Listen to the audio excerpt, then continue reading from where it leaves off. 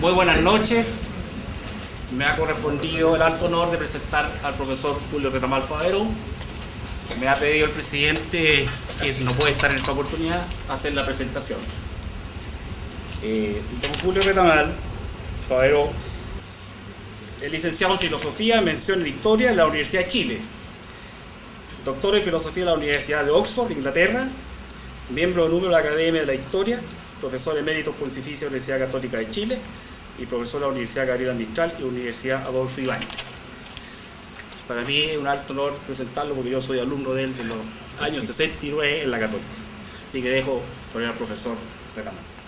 Muchas gracias. Quiero agradecerle al señor Lepe, a ambos, que ya había estado aquí yo hace muchos años. Me recordaban que hacía 29 años, ¿no?, que no venía, y por lo tanto es un gusto volver. Claro que me tocó tal vez el día más helado del año. Vamos a ver cómo sobrevivimos. Bien, ¿se oye? No es necesario que me ponga de pie.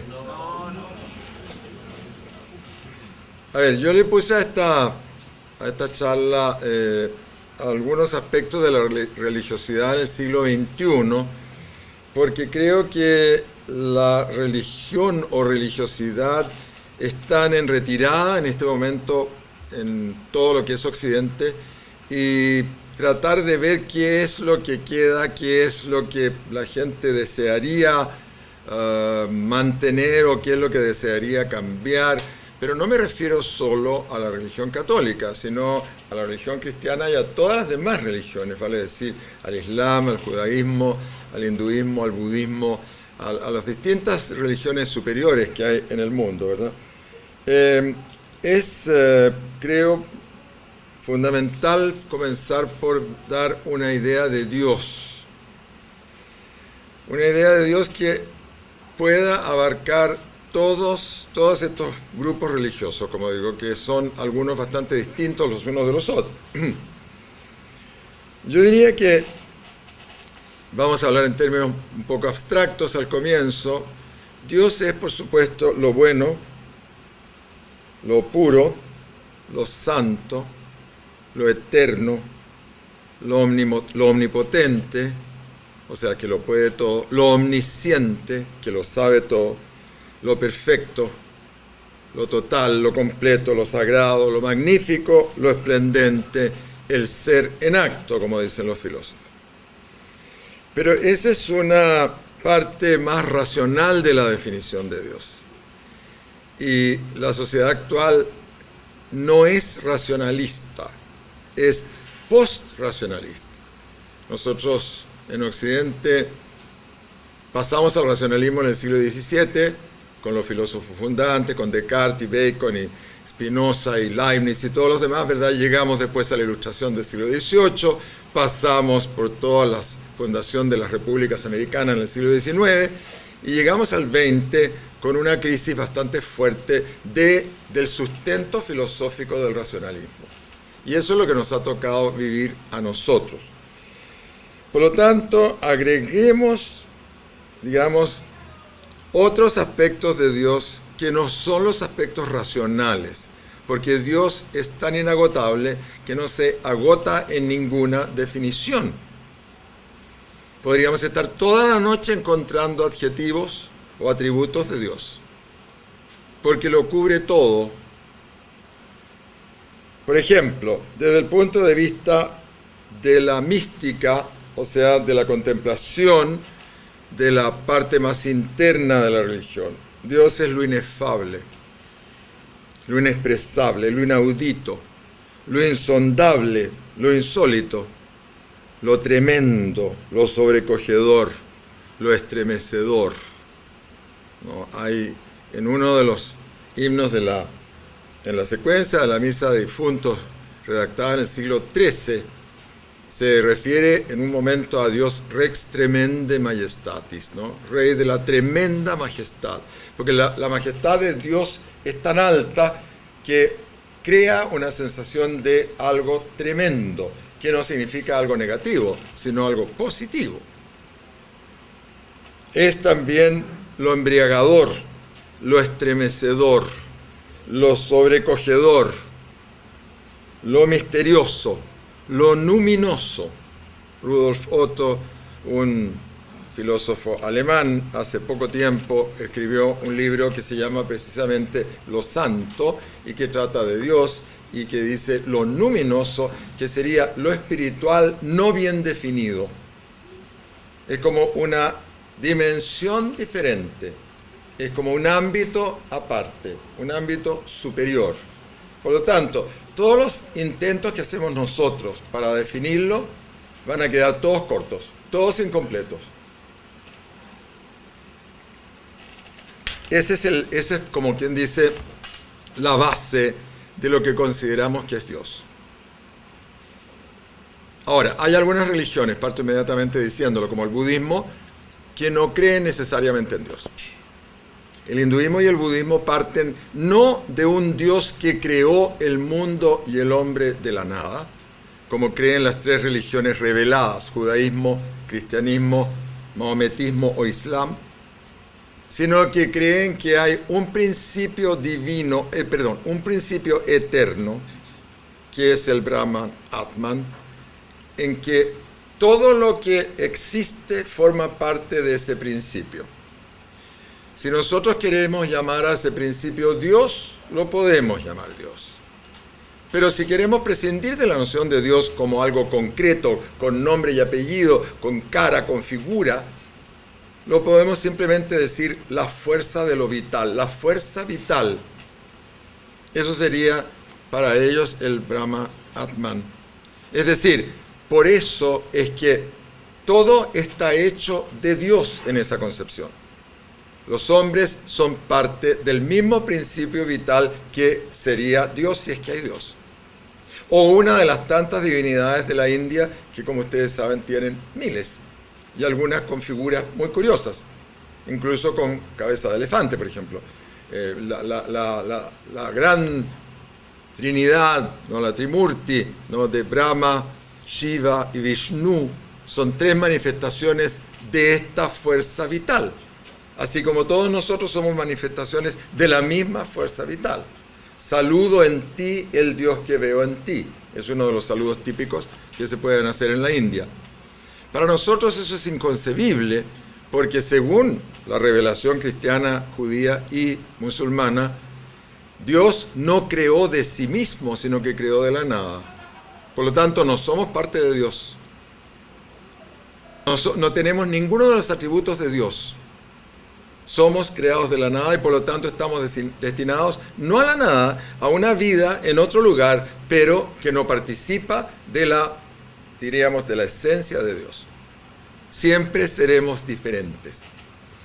Ahora, tiene una ventaja, cuál es que una vez que la persona nace y que tiene un nombre a través de los padres que le ponen monia, como puede ser la circuncisión entre los judíos y los árabes y los mahometanos, digamos, ¿no? Y el bautizo entre los cristianos, pasamos a tener una identidad que no perdemos después de la muerte.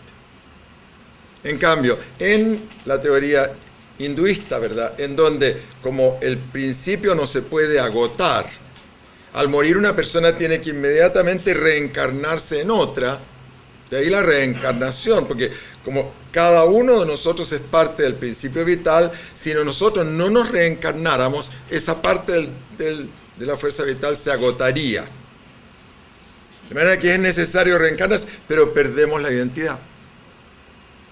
Porque supongamos que fuéramos nosotros reencarnaciones de otros. ¿De quién? No recordamos nada. No tenemos idea. Sabemos quiénes son nuestros padres físicos, biológicos, sabemos quiénes fueron nuestros tutores, nuestros mentores, a qué personajes admiramos en la historia, pero no tenemos idea de qué fuimos antes, si es que antes fuimos. En cambio acá uno viene de la nada, pero en el momento en que es creado pasa a encarnar parte de lo real, parte de lo que ya no tiene fin. Por eso digo, ¿no? Estas son las características principales que podemos ver en estos principios muy vastos. Bueno, pero lo divino se expresa de mil maneras, Piensen ustedes simplemente en la historia del cristianismo, que es la que tienen más cerca. Ha dado poderosas escuelas filosóficas, una enorme teología racional, mucha teología mística, mucho arte, mucha teoría política, mucho principio económico, mucha organización social. ¿Y qué es lo que no ha dado? Se manifiesta en todo, ¿no? Supongamos las iglesias para el culto divino, la poesía mística, los tratados religiosos ya sea de teología o de mística o de moral o de lo que sea. Todo eso es lo que inspira Dios. Por lo tanto, si nosotros hoy día, la sociedad occidental tiende a negar a Dios o a ignorar a Dios, y después voy a dar algunas estadísticas que son un poco inquietantes, queda todo eso sin sentido. Habremos hecho un esfuerzo inútil, habremos construido una catedral aquí en San Felipe sin ningún sentido, porque eso hoy día ya no tiene ni vigencia, ni significado, ni sentido para el hombre.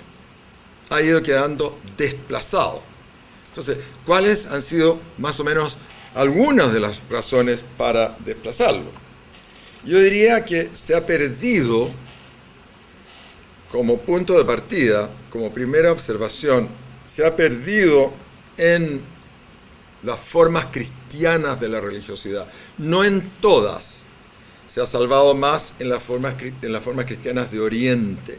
Las iglesias ortodoxas, la iglesia armenia, la iglesia copta, la iglesia etiópica, la iglesia siríaca, la iglesia malabárica, son nombres que ustedes a lo mejor no han nunca oído y que sin embargo son iglesias desde los siglos 3, 4, 5 que se separaron del tronco común de la iglesia romana, de la iglesia católica y formaron iglesias aparte. Y luego todas las ramas de las iglesias ortodoxas, que también son mucho más dadas a lo místico que nosotros. ¿Qué es lo que uno nota? Falta lo interior, el silencio, la soledad, la meditación, el ansia de unión mística con Dios, el timor Dei, el temor de Dios, que no es miedo, es reverencia, es respeto. Hoy día no existe tampoco. Se ha perdido completamente, puesto que el mismo Dios ha desaparecido. La iluminación, la concentración en los principios divinos, en la intimidad de la conciencia. Hoy día lo que está prevaleciendo es la acción, es el cumplimiento de algunas normas y el estar constantemente aplicando, ¿no?, algunas cosas que son muy positivas, pero que no se nos vaya todo en el hogar de Cristo, ni en la Fundación La Rosa, ni en un techo para Chile, porque eso no es religión. Eso es acción social. Pero eso tiene muy poco que ver con religión. Eso lo puede hacer un ateo, lo puede hacer un agnóstico, lo puede hacer una persona que no cree en nada, porque no es una dimensión religiosa. Ya vamos a hablar más de la moral más adentro. Pero el esfuerzo continuo interior de cada uno hacia la perfección espiritual, no moral, espiritual, y alcanzar el plano de la excelencia en cada uno de los campos en que se expresa el hombre es lo que más se echa de menos. ¿Por qué creen ustedes? No sé cómo estará San Felipe al respecto, pero Santiago está lleno. Hay tantos centros de yoga. Porque allí le van a hablar justamente de lo que no habla el cristianismo en este momento, del espíritu. Del espíritu a la manera de ellos. Entonces les enseñan a respirar, les enseñan a relajarse, les enseñan a concentrarse. Todo lo que deberían estar enseñándonos a nosotros, no lo hacen. Entonces esa dimensión completa del lado espiritual profundo falta. Y se nota que falta. Y no podemos llenarla con acción social, ni con buenas obras, ni con ayuda al prójimo. Está muy bien eso. Pero no es lo necesario, ni lo único, ni lo suficiente, diría más bien. De manera que las religiones deben, como digo yo, igualar siempre por arriba. Los modelos siempre tienen que ser los que estén por sobre nosotros. supongamos aquí hay muchos alumnos, ¿no? Ustedes deberían tratar de esforzarse en imitar al mejor de los profesores y no al más malo. Al que no viene nunca, al que no sabe nada, al que no pasa lista, al que le da lo mismo, al que trata a los alumnos como si quisiera que fueran sobrinos de él. El saber es parte de lo divino, la omnisciencia. El profesor es apenas un representante minúsculo, ¿no?, de ese saber, pero en ese momento representa al saber. Por lo tanto, tiene que estar rodeado de una aura de respeto, de una aura de sinceridad, pero a la vez de profundidad en lo que él enseña. Y de hacerse respetar por los alumnos. No en base a gritos, a golpes, eso ya no se usa, ¿verdad?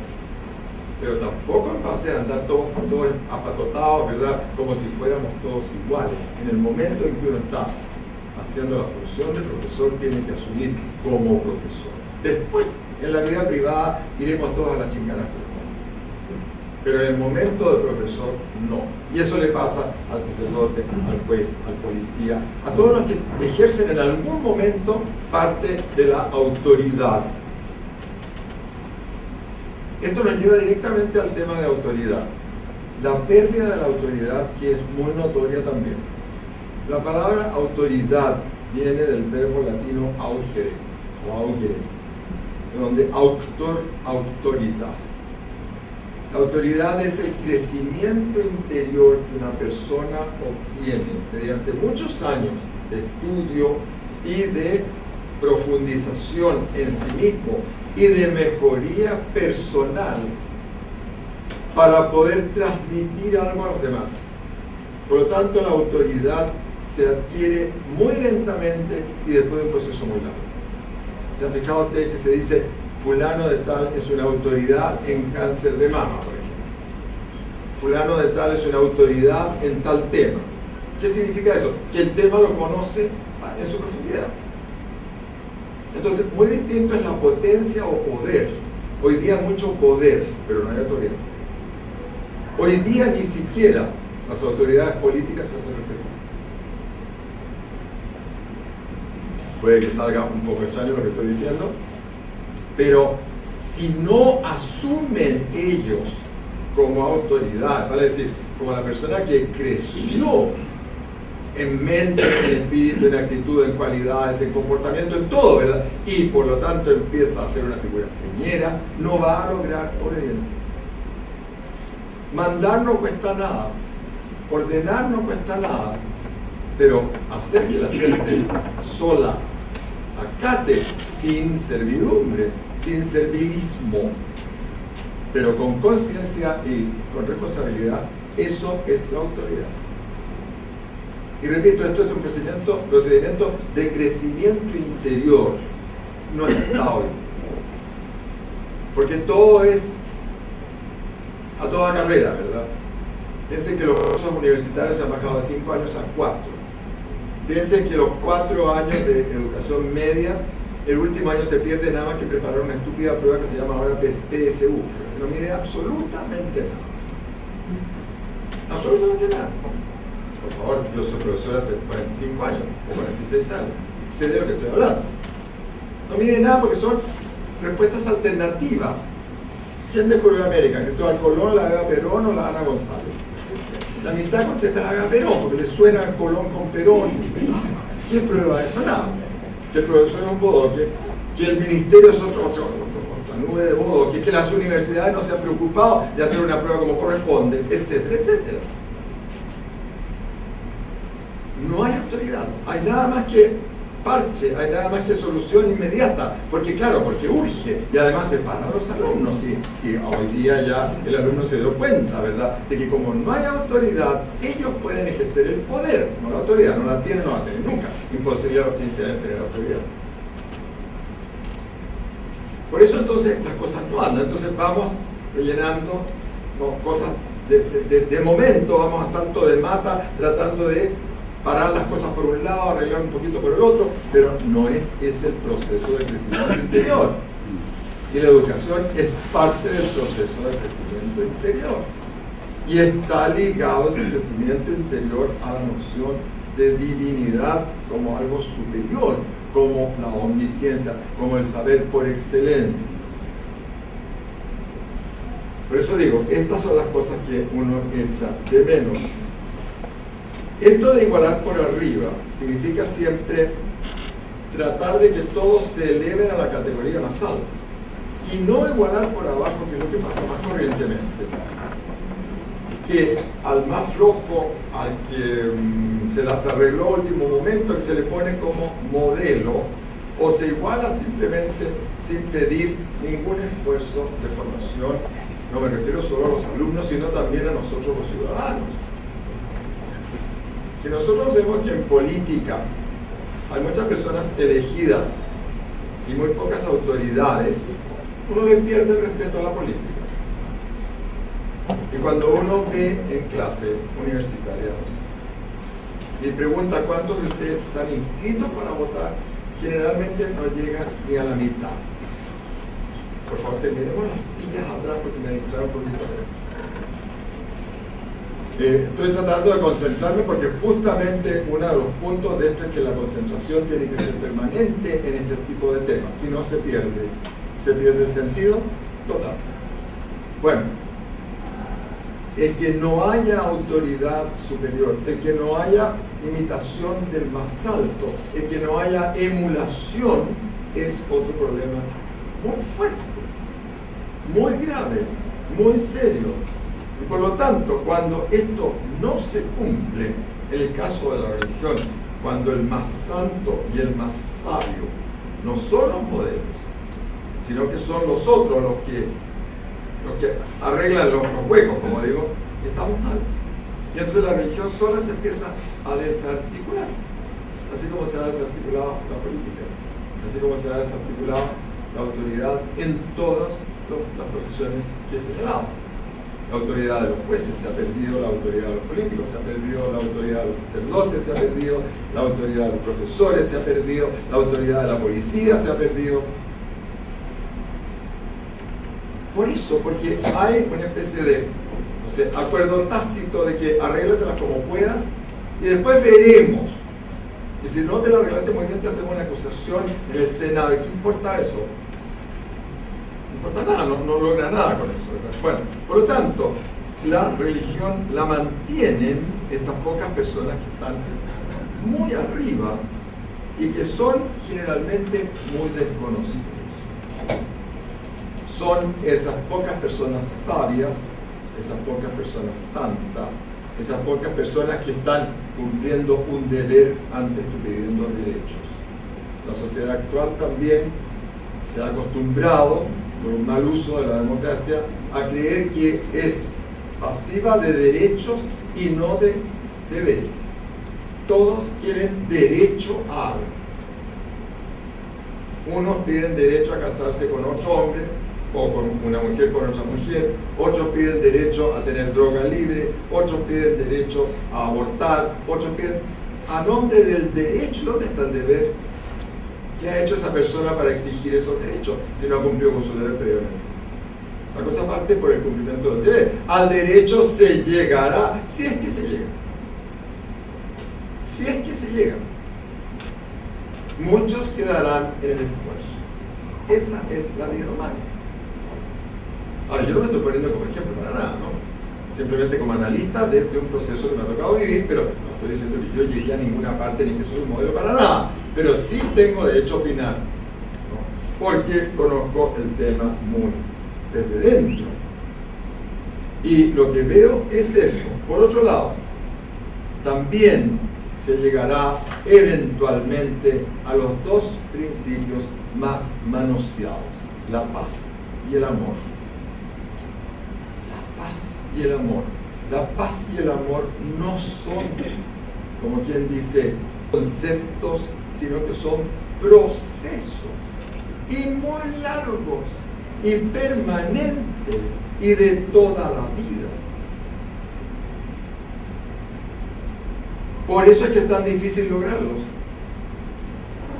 Y además que se dice indeterminadamente la paz y el amor, la paz y el amor. ¿Cuál paz? ¿De qué paz me estás hablando? ¿De qué amor me estás hablando? ¿Del eros? ¿Del ágape? ¿De la caritas? O sea, del amor puramente erótico, digamos el amor carnal, que no hay en ese nada de malo cuando está bien aplicado. por algo es parte del ser humano.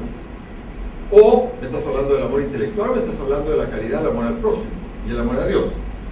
Pero háblame de un amor, dime con estas palabras: eros, ágape, caritas. No me vengas a decir amor.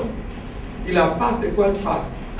Recuerden esa frase de Cristo que está en una parte, los que son católicos aquí, que está en una parte de la misa, cuando dice: la paz os dejo, mi paz os doy.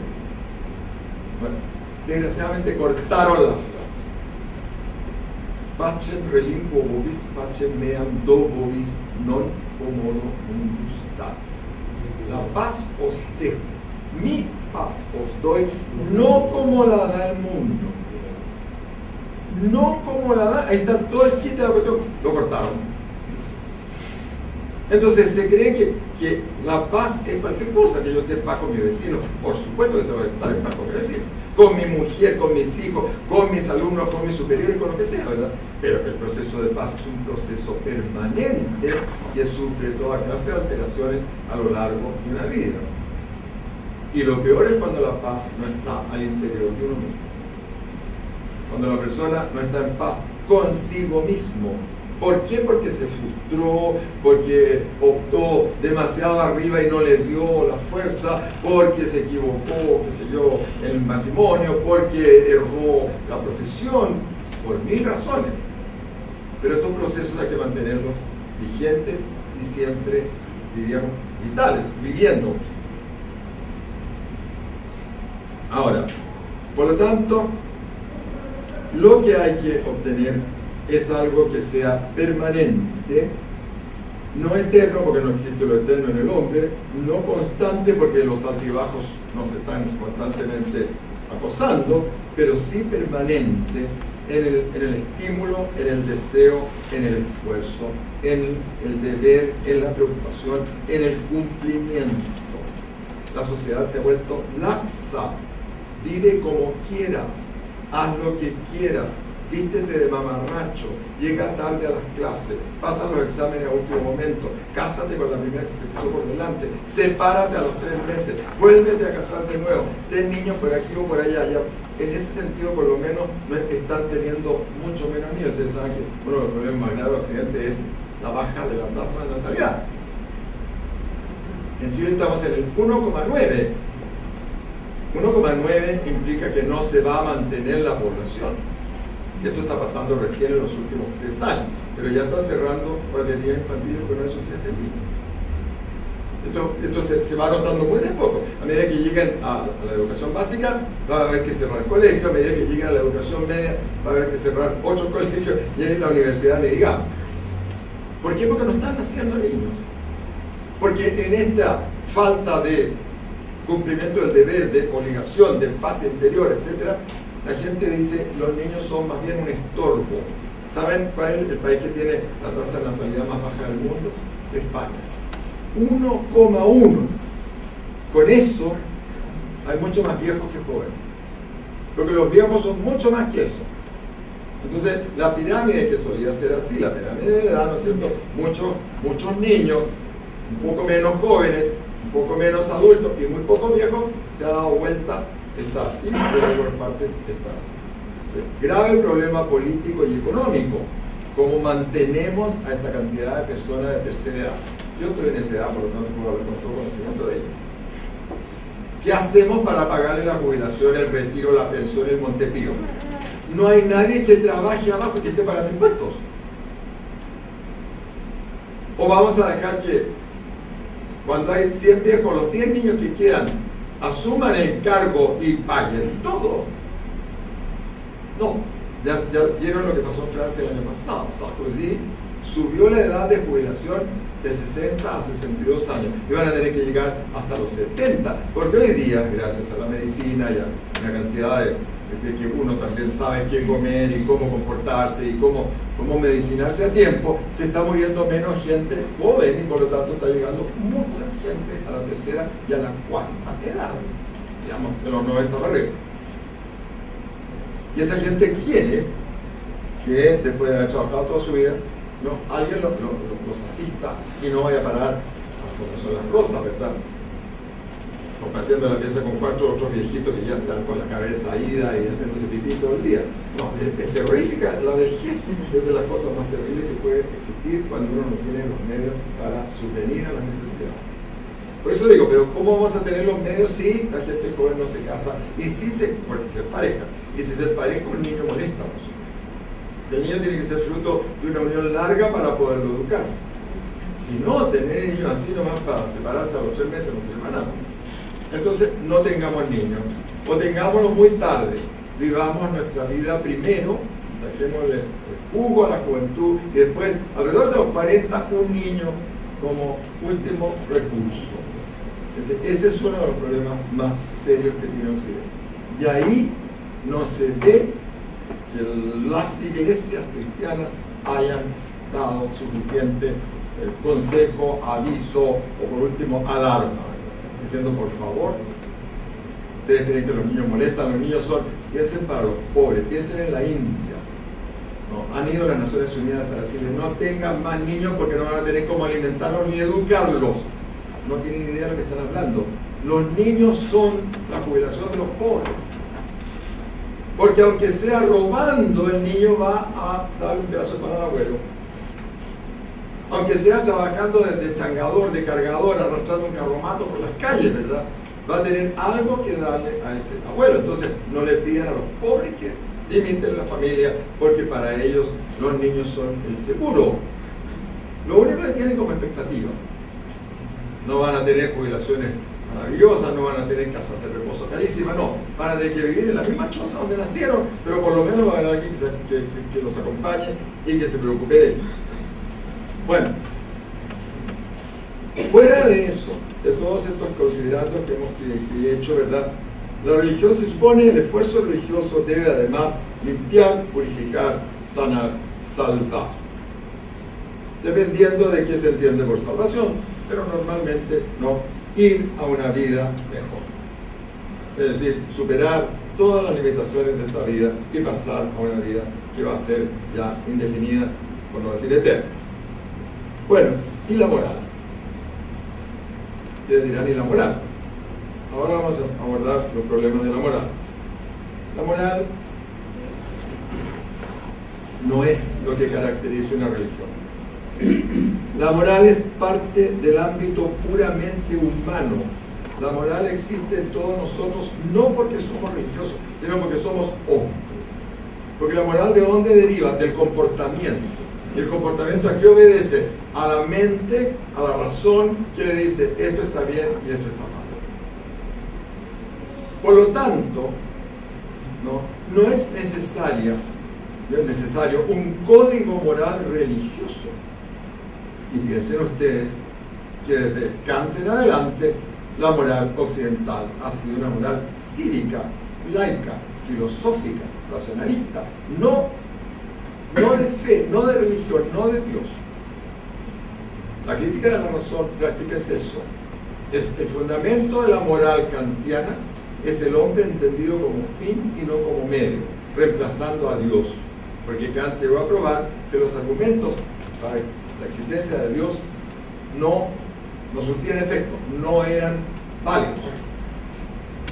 Ustedes saben cuál es la posición actual, que está en Consumbil y está en otros pensadores.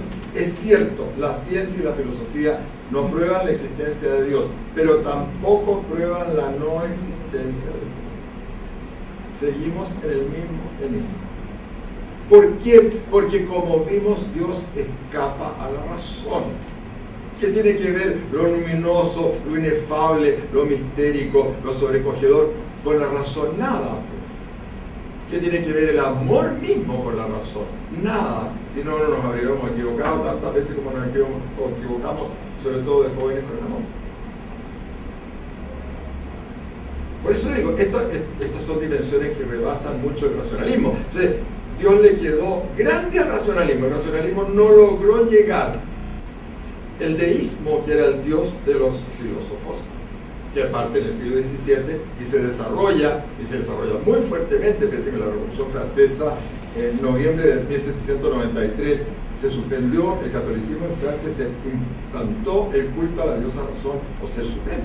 Y Robespierre en persona que era en ese momento presidente del Comité de Salud Pública de la Revolución, ¿no? Hizo una gran ceremonia donde los 500 miembros de la convención desfilaron haciendo un saludo muy, no sabemos cómo fue porque no había imágenes en ese momento, nadie dibujó siquiera, a una actriz vestida de diosa razón encima del altar de la Catedral de Notre Dame, que era la antigua Catedral Católica de París. Bueno, posteriormente eso se restauró, por supuesto, ¿no? Pero digo entonces, la moral no tiene que ver con religión.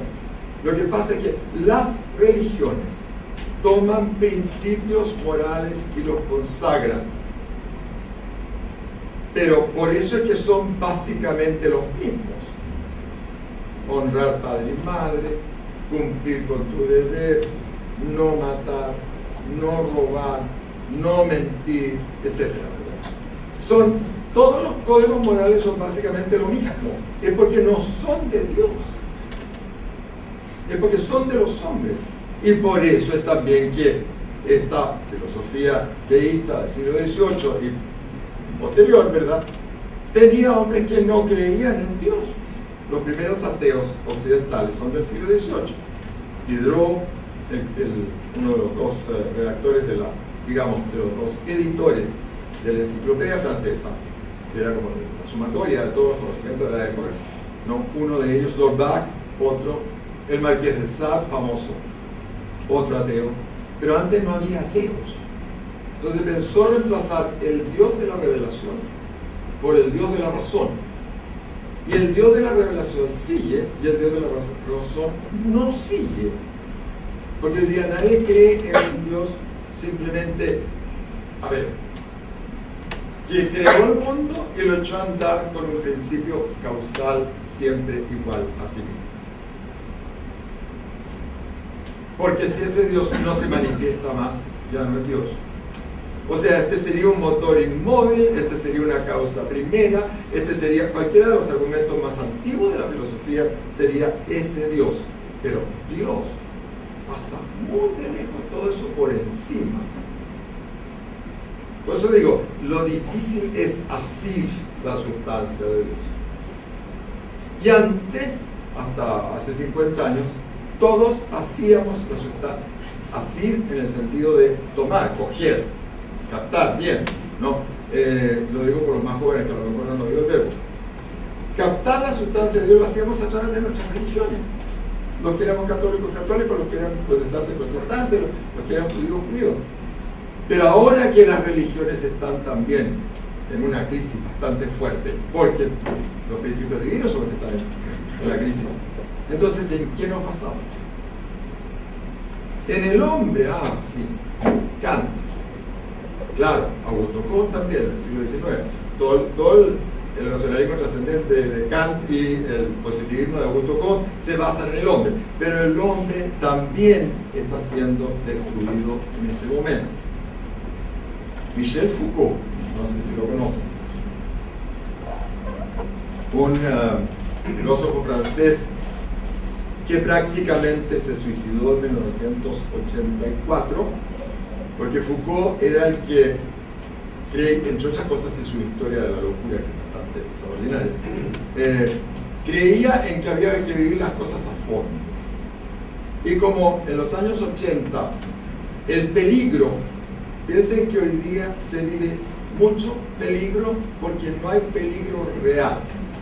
A ver, tengo que hacer una digresión. El peligro real son las guerras, en general, sobre todo en Europa, ¿verdad? En donde no hubo generación de las familias europeas que no perdieron algún hijo en una de las tantas guerras de los siglos XIX y XX, sobre todo en las dos tremendas guerras mundiales.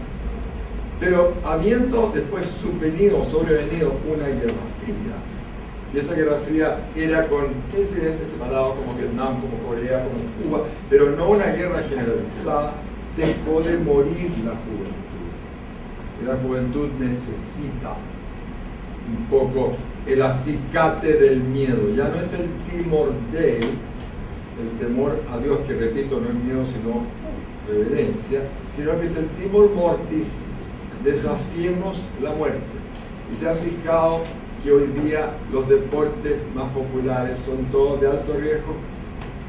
Yo me tiro de un cabeza abajo de con un elástico de un puente, el bungee.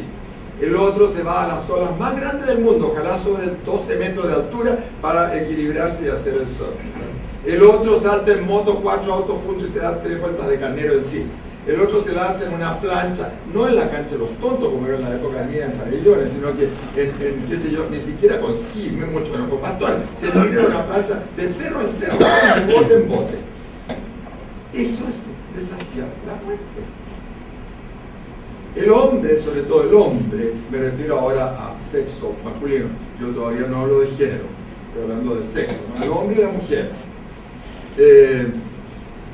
El hombre tiene necesita mucha adrenalina, tiene las sustancias que tiene en el aparato reproductor son mucho más fuertes, son mucho más agresivas y por lo tanto necesita el peligro. Lo raro es cuando las mujeres se suben a lo mismo. Yo digo, mire, ustedes no significa que van a tener que estar cosiendo en la casa como las señoras antiguas, no, pero tampoco se lancen en la guerra. Sí, ya entraron a todas las fuerzas armadas. Incluso la Marina, ahora anda por primera vez la Esmeralda dando la vuelta al mundo con creo que 20 mujeres. Que por supuesto tuvieron que hacer una acomodación separada, porque cuando gente joven está un mes entero sin tocar tierra, pueden producirse algún tipo de agitación, ¿verdad? Y de manera que el asunto es... Pero entonces, es curioso porque esto es de nuevo la igualación, pero una igualación que no tiene mucho sentido tampoco. Pero bueno, volvamos al tema central. ¿En qué basamos la moral?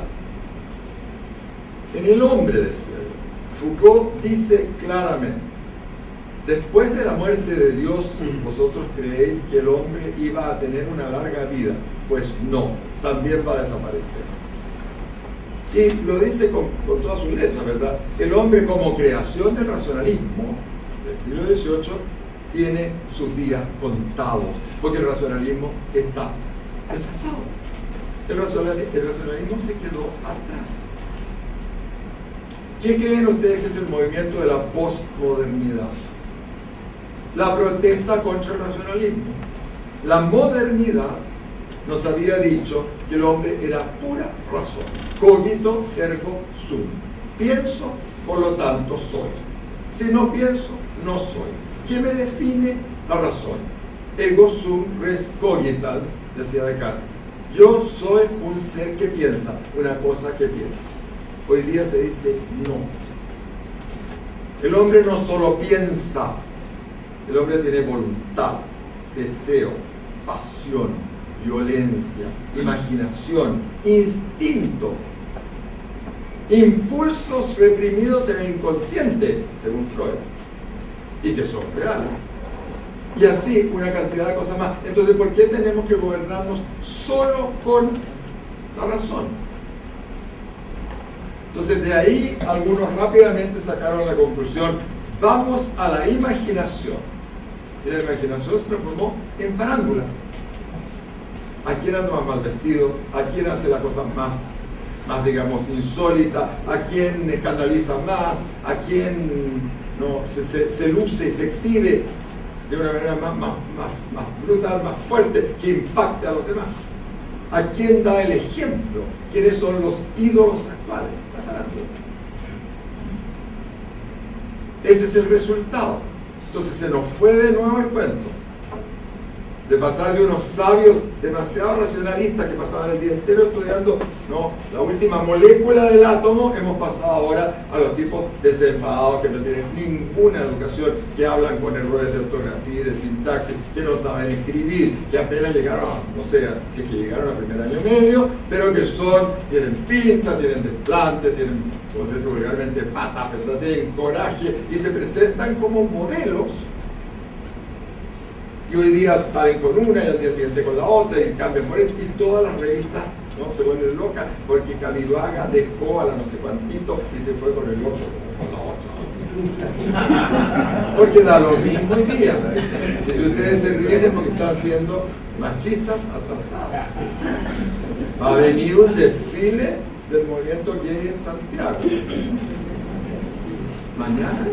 Entonces voy a llegar a tiempo con la no me lo quiero perder por razones obvias, porque vamos a ver quiénes pasan en primer lugar y cómo pasan. No, pero, a ver, la curiosidad, señores, es también un asunto humano.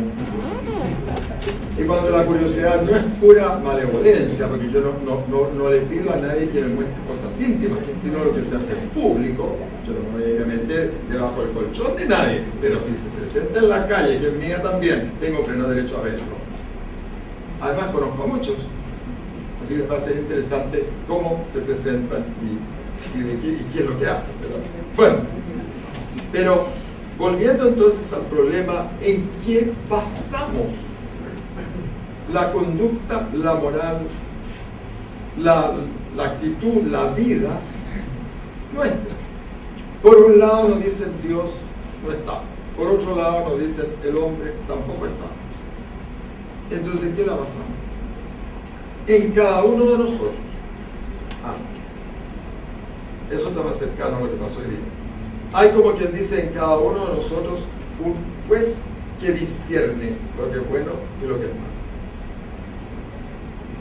Y entonces ese juez va a discernir según el grado de conocimiento de cada uno, según el grado de inteligencia, según el grado de, no sé cómo llamarlo, de tendencias, de motivaciones, etc.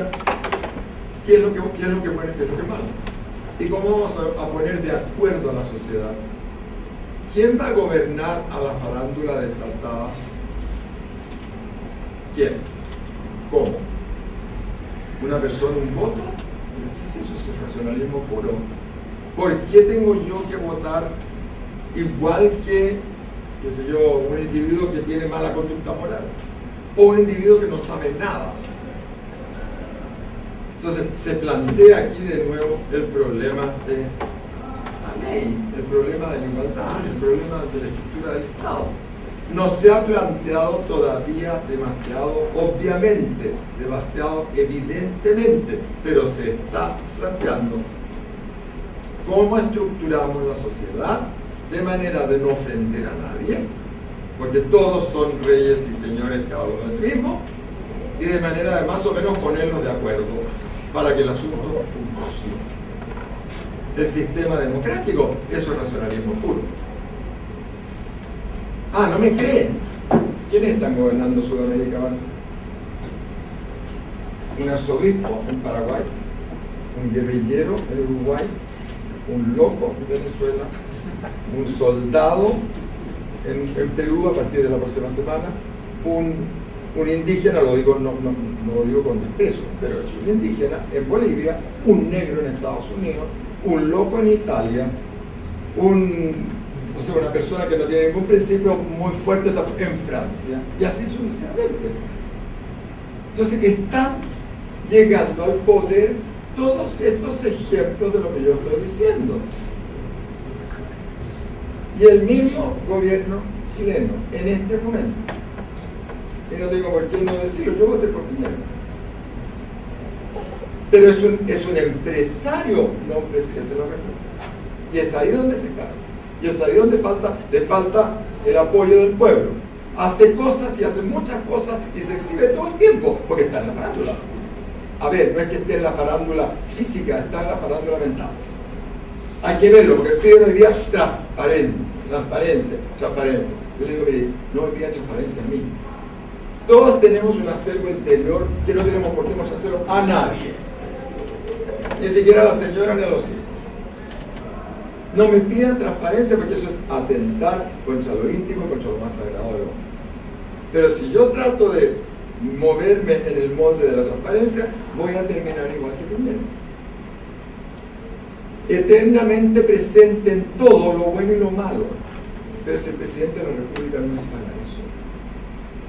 A ver, me he puesto muy incisivo, tal vez estoy a lo mejor ofendiendo más de alguna persona. No es mi intención, es simplemente decirles: vean cómo esto que yo estoy diciendo se está expresando en la realidad. Y los partidos políticos nuevos, los ecologistas, los verdes, los gays, todos de movimientos distintos a lo tradicional, los movimientos artísticos, expresando exactamente lo mismo. A partir de comienzos del siglo XX, ¿verdad? Con el cubismo, con el dadaísmo, con el surrealismo, con el arte abstracto, con el arte op, con el arte pop, con el arte pup, ya no sé cómo se van a llamar, las corrientes son infinitas. Y nadie puede decir, aquí termina el arte y acá no. Porque es efectivo, el arte no tiene reglas fijas. La única regla sería que el arte tuviera estética. Pero muchas veces hoy día el arte no tiene estética, es un arte funcional. Eso lo descubrieron los ideólogos de Hitler primero, Goebbels y compañía. Le daban al pueblo alemán para entravecerlo y fundamentarlo en toda su potencia, porque son fuertes los alemanes, eso no se puede negar, ¿verdad? Le daban desfiles, le daban antorchas, le daban marcha, desfilaban todos con el brazo en alto, Sieg Heil, qué sé yo. Y eso era como una especie de bálsamo para los líderes del partido porque entusiasmaba. Y de ahí para adelante empezó esta manifestación pública de todas estas cosas. Entonces hoy día están desfilando los gays. Y mañana van a desfilar los que quieren hacer el amor con una vaca. Y pasado mañana van a desfilar, no sé, los diabéticos, perdón, puede que haya diabéticos, quiero decir, o no sé quién, los cojos, los zurdos, los tuertos, los tontos, cualquiera puede desfilar. Hagamos un frente de liberación, acuérdense que fueron los años 60, frente de liberación de la mujer en Estados Unidos, frente de liberación del negro, frente de liberación del homosexual, frente de liberación de distintas cosas. Veo que se va mucho al frente de liberación. Bueno, no, si está bien. Entonces, ese es el mundo en que nos ha tocado estar. Y es el mundo que hay que más o menos visualizar para dónde va. Yo creo que en el caso de la moral, lo que ha afectado mucho a las iglesias, y sobre todo a la Iglesia Católica últimamente, son los mal ejemplos que han dado sacerdotes católicos y en realidad muy malos ejemplos. Incluso creo que hay uno en Putaendo, aquí que está acá al lado, ¿verdad? Que fue suspendido recién. Bueno, pero, repito, la divinidad no es la moral. La conducta religiosa no es la moral. Se puede ser ateo y ser una perfecta persona, honrada, justa, cumplidora, etc. Se puede ser agnóstico. La diferencia entre el ateo dice no hay Dios, el agnóstico dice no sé si hay Dios y no me interesa. Si hay, bueno, si no hay, bueno también. Eso significa no conocer, agnosis. El ateo dice no, yo sé que no hay Dios, porque no lo pude probar por la ley tanto ni por la ley cuanto. Pero hoy día no se prueba nada por la ley tanto y por la ley cuanto, porque las leyes de la causalidad no se están dando. Vamos a la ciencia. Piensen ustedes, desde el comienzo del siglo XX, cuando empiezan a estudiar la realidad más de cerca, se dan cuenta que la última realidad no son los átomos. El átomo en sí es todo un mundo. Y a ese mundo empiezan a entrar a partir de 1905, 1907, Bohr, Rutherford y varios otros, ¿verdad? Y van descubriendo la estructura interna de la materia.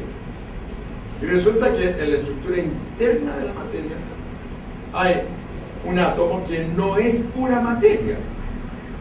Tiene un núcleo al medio que se supone que es materia y tiene una cantidad de electrones que son cargas eléctricas negativas que giran, pero no de acuerdo a la gravedad. No giran así como gira la luna alrededor del sol. No tienen órbitas fijas. No se sabe cómo giran. Son completamente impredecibles, pero giran en torno a la luna. Después se entra al núcleo. Y se dan cuenta de que dentro del núcleo hay otras partículas nada más que eléctricas. Cargas eléctricas positivas, protones. Y entrando al interior del protón aparece el quark, y entrando al interior del quark, en eso estamos ahora. ¿Qué hay detrás del quark? O sea, ¿se agota la materia o hay todavía algo más profundo que encontrar? Pero aquí es donde empiezan a fallar las cosas. Primero porque la gravedad no se cumple al interior del átomo. O sea, la ley de la gravitación universal, formulada por Newton con gran éxito en todo el mundo, ¿verdad? En 1683, Principia Mathematica Philosophiae Naturalis, escrito en latín, naturalmente. Hasta el siglo XVII, todas las grandes obras se escribían en latín. No funciona, fíjese. Y funciona la demás tampoco. Entonces viene, pocos años más tarde, viene Heisenberg y dice, al estudiar el movimiento de los electrones, me doy cuenta de que puedo medir o dirección, o posición, o velocidad, pero no puedo medir las dos o las tres cosas. Principio de la incertidumbre. Y Gödel, un matemático checo de origen alemán, en el famoso teorema dice, los metasistemas matemáticos, cuando se encuentran en lo más alto de la creación, la matemática es pura creación del cerebro humano. La matemática no está en la naturaleza como están las demás cosas. La matemática está todo aquí. Y después, claro, los escritos que los hombres han ideado, ¿verdad? Esas encuentran anomalías, no se compaginan, no se avienen a un gran sistema completo. Teoría de la incompletitud. Y pasa la década de los 70, de los 80, y sale Prigogine y dice teoría del caos. La naturaleza no se mueve de manera uniforme, sino que tiene que admitir variantes del azar, de la casualidad, de lo no previsto. Por lo tanto, los científicos tradicionales dicen que eso no es ciencia, porque de acuerdo a la causalidad cartesiana, todo tiene que cumplirse siempre igual. Y no se está cumpliendo igual. Hay un mínimo de variante, de variación. Hay un 0,0001 de variación. Ya no es igual, ya no es idéntico. Y sobre todo, le faltó mucho a los racionalistas del 18 y del 17 considerar el tiempo. No se dieron cuenta que las cosas varían por el tiempo. Que todos los que estamos aquí adentro somos una hora más viejos que cuando entramos. Que nos queda una hora menos de vida. Bueno, ¿me estoy poniendo muy dramático? Es que no sé cómo medirlo, para que uno pueda decir, sí, efectivamente pasó el tiempo. O sea, el tiempo sigue pasando. Y lo peor es que le pasa a uno por encima, lo envejece, lo mata. Y el tiempo sigue moviéndose. Entonces, no somos iguales siempre. El tiempo indica que las cosas se desgastan, se deterioran, se usan, y finalmente terminan algunas muy mal. Entonces, ¿cómo no considerar el tiempo? Eso fue lo que hicieron los científicos del siglo XX. Y por eso Einstein dice, la realidad es un continuo de espacio y tiempo. Y lo llama relatividad. Entonces, conocimiento científico, relativo, incompleto, inseguro. ¿Qué nos va quedando? En el plano superior del conocimiento, en el plano bajo de la tecnología, esto sigue funcionando. Sí, sigue funcionando. Afortunadamente, ¿no? Pero en el plano superior del pensamiento y en el plano de los grandes ejercicios que están haciendo con aceleradores de partículas, con los grandes telescopios que están mirando el mundo, anoche en la universidad donde yo trabajo, la Adolfo Ibáñez, en Santiago, ¿verdad? Estaba Rafael Vicuña dándonos una clase de biología, de cosmobiología. Es decir, qué vida hay en otros planetas o en otros seres, en otros ¿cómo se dice?, objetos celestes. Ya han encontrado vida en los meteoritos, y vida que no es el modelo nuestro. Por ejemplo, hay bacterias que sobreviven en medios absolutamente envenenados, en donde ninguno de nosotros y ninguno de los que venimos de este árbol de la evolución podríamos vivir. Y han encontrado manifestaciones y expresiones de vida en los lugares más increíbles, a través de meteoritos que van cayendo a la Tierra, o a través de las fotografías que están sacando los satélites que están fotografiando Marte, Venus y hasta donde han llegado, las lunas de Júpiter, etcétera, ¿verdad? Entonces nos encontramos con que estamos abiertos a un mundo que no tiene nada que ver con el mundo tradicional. Estamos flotando en una especie de, por así decir, de novedad constante que nunca vamos a lograr asir en su totalidad. Entonces, la ciencia, el arte, el comportamiento humano también son, como Dios, producto no solo de la razón, sino también de la voluntad, de la invención, de la pasión, del instinto, etc. De la fantasía. Ese es el problema. ¿Qué hacemos con las grandes instituciones y sobre todo con aquellas que nos están dando el sustento? Nos están dando el sustento no solo material, sino también el sustento legal y gobierno. ¿Cómo nos movemos? Bueno, aquí hay distintas. Se supone que esto tiene que estar terminando. No hay.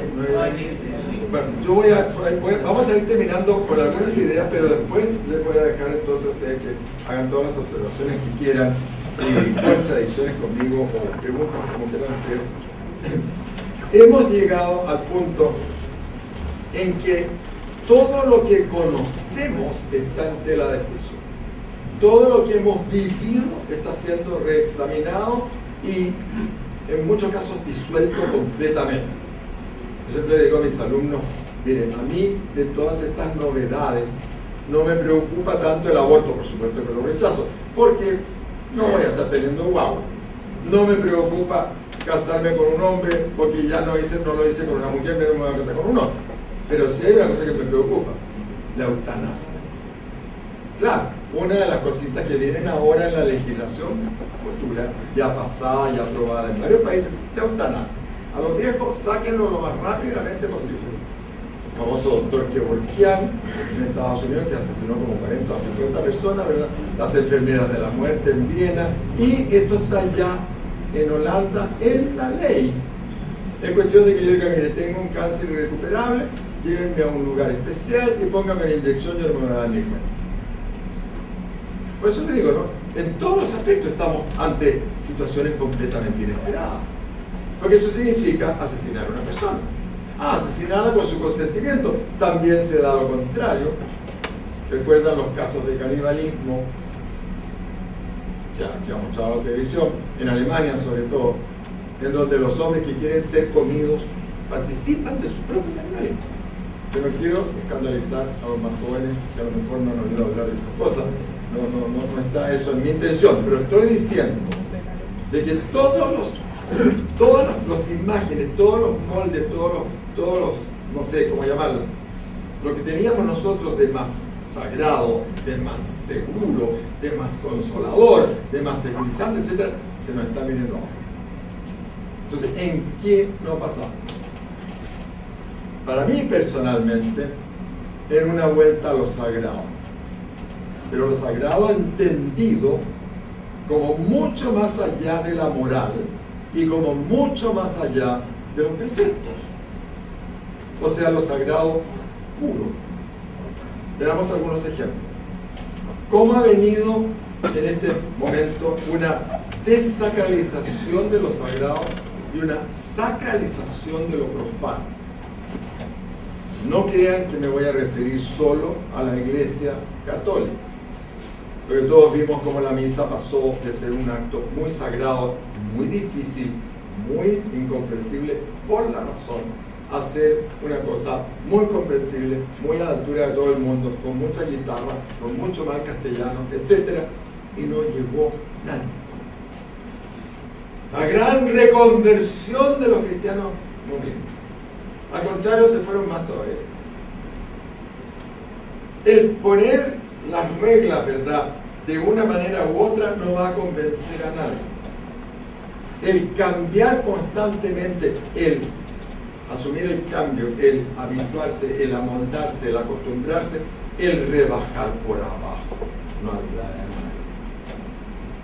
El rebajar por abajo no atrae a nadie, puede que atraiga en un momento de locura, en un momento de pasión, Pero si yo quiero tener una causa importante, esa causa tiene que ser muy sagrada y esa causa tiene que estar muy por encima de mí.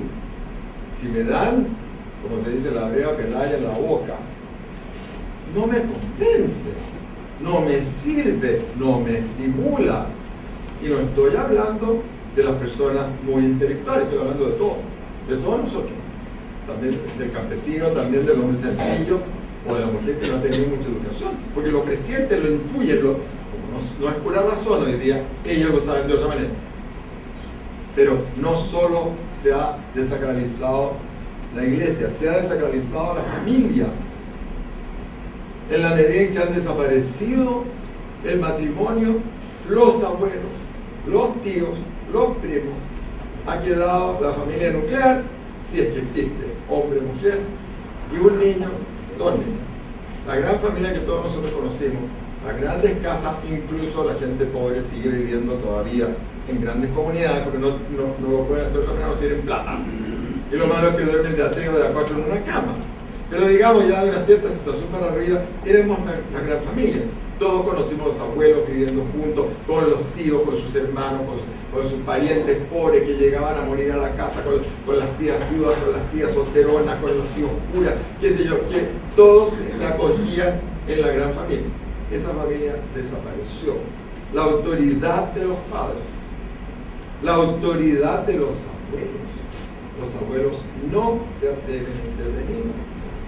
Yo digo siempre, el corte generacional está en la relación saltándose al abuelo. O sea, yo con mi hijo puedo tener mucha relación, pero ¿y qué pasa con mi nieto? Si yo no le transmito, como me transmitió a mí mi abuelo, las cosas del pasado, de quiénes somos, aunque seamos de familias humildes, da lo mismo. Tu abuelo estuvo en la revolución del salitre de 1929-1931 en Antofagasta y no fue presidente de la República, pero él se acuerda que su abuelo llegó y tuvo que ser trasladado a una especie de campo de concentración aquí en Valparaíso, etc. El pasado de la familia, el pasado de ellos, lo que era la sociedad hace 40, 50, 100 años, ¿verdad? Todo eso se pierde, se borra la memoria histórica. Y la memoria histórica se borra no solo en el ámbito más chico de la familia, sino en el ámbito grande de la sociedad. Por ejemplo, Francia, representada por Giscard d'Estaing, que fue presidente de la República, hace unos 7 u 8 años, se opuso a que en la Carta Constitucional de la Unión Europea se mencionara al cristianismo como una de las bases de Europa y de Occidente, porque eso iba contra el laicismo y ofendía a los no cristianos. Entonces ya no se puede afirmar nada. Y es una mentira histórica. El cristianismo no tuvo nada que ver. Daba lo mismo que hubiera sido el budismo, daba lo mismo que hubiera sido el islam, o que hubiera sido el adorador de serpiente o el adorador del sol. No, es una mentira histórica. Pero hecha en nombre de, no sé, de la igualdad, de la libertad, no sé en nombre de qué, pero se miente históricamente. La familia, entonces, ha perdido, no es que se esté mintiendo de la familia, pero ha perdido esa continuidad que daba el contacto generacional y la familia extensa hacia los lados. Esa todavía más o menos funciona según la generación. Se ha desacralizado completamente la justicia. Recuerden que antes los jueces eran tal vez demasiado exagerados en algunos países como Inglaterra, pelucas, togas, estrados muy altos, fórmula sacramental. Todo eso también en la justicia actual se ha perdido porque los juicios orales son, yo resuelvo en 2 minutos lo que tengo que hacer. Entonces la justicia pierde también en su calidad de representativa de algo superior. ¿Qué me viene a decir este señor que está aquí, que tiene 40 años menos que yo, me está decidiendo que yo me tengo que divorciar o no divorciar? En esa forma. Y el poder político se ha también desacralizado porque ya las grandes ceremonias van desapareciendo, se han desacralizado las buenas costumbres, los modales, ¿no? El hecho de, por ejemplo, no levantarse cuando se saluda a una mujer, aunque sea joven, de no abrirle la puerta, de no dejarla pasar primero. Entonces son cosas que a nosotros nos enseñaron como si fueran dogmas de fe. había que levantarse. Llega una señora o llega alguien mayor, hombre o mujer, hay que darle la mano de pie, no sentado. Yo todavía cuando algún alumno me quiere dar la mano, pero se pone de pie, me la da con mucho gusto, pero yo a usted sentado no lo voy a saludar. Porque eso significa que no me respeta como ser humano. No como profesor, como ser humano. Bueno, y así sucesivamente se ha desacralizado la sociedad, ¿no? En gran medida el arte, veíamos también a qué punto la psicología lo desacralizaron. Y se han sacralizado otras cosas. Por ejemplo, la democracia. Si alguien hoy día se atreve a decir que no es demócrata, es inmediatamente castigado y lanzado a las tinieblas del error. Yo puedo atacar a la divinidad, como en tantas películas. Puedo atacar a la familia, puedo atacar a la moral, puedo mostrar las aberraciones más espantosas, pero ninguna película mía puede atacar a la democracia. Porque me la sacan y no me la estrenan y no me la financian y no me la dan. La democracia es sagrada, los derechos humanos son sagrados. En Europa, si una persona dice que el holocausto no existió, por favor, no estoy yo diciendo eso, pero si ha llegado a ese extremo, cae a la cárcel. O sea, son dogmas de fe nuevos. Nos sacralizaron lo que no era sagrado. Una costumbre, un acto, por muy cruel que sea, ¿verdad?, no tiene un carácter sacrosanto. Luego, la disolución de la culpa. La culpa ya no es personal, es social. La sociedad. Este pobre, claro, es un fracasado porque mira, pues nació en una familia pobre, nadie lo ayudó. Entonces, la sociedad es la culpable. La persona queda exenta e irredenta. Porque nadie lo va a redimir de la culpa que tiene. No estoy diciendo que se trate de gente que obra bien. Es cuando alguien comete delitos, ¿verdad? Hay que disculparlo porque la sociedad es injusta.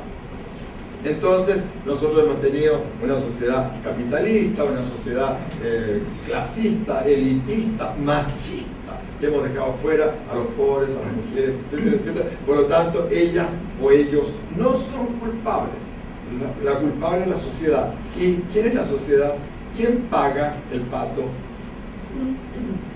La culpa se diluye.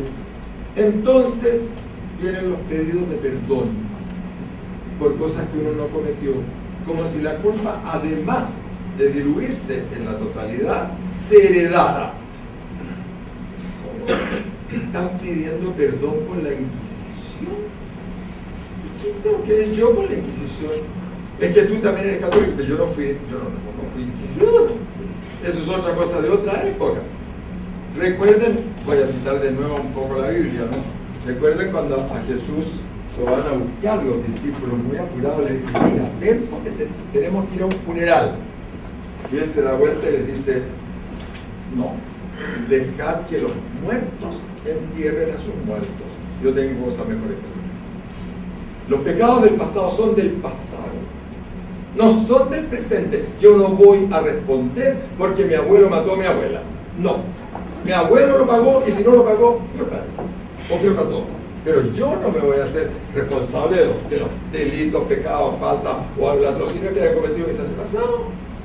Como país, como ciudad, como familia, no. La culpa es individual. No esquive el culto, mi amigo. Cuando la culpa sea suya en persona, responda como corresponde. Pero no me vengan a mí a agobiar con culpas de otras personas, porque no son mías. ¿Se fijan? Esta es una desacralización también del sentido de la culpa y de la responsabilidad de cada uno. Pedir perdón por los otros no corresponde. Dejar que los muertos entierren a sus muertos. Bueno, vamos a terminar. Yo diría una vuelta a lo sagrado propio de Occidente, que es el cristianismo, una vuelta a lo sagrado que para mí se encarna en la religión católica, pero ya ven ustedes que es una religión católica no muy corriente la mía, tal vez un poquito pasada para la punta, porque los tantos años de juego, tantos años de circo, tantos años de docencia me han llevado a creer en esas cosas, o no se las impongo a nadie, porque aquí no estoy dictando cátedra, sino que estoy poniendo simplemente. Pero quiero, para terminar, leerles un par de poemas místicos de San Juan de la Cruz, que yo considero, muchos de ustedes lo deben conocer, el poeta místico más grande de España y de la Iglesia Católica.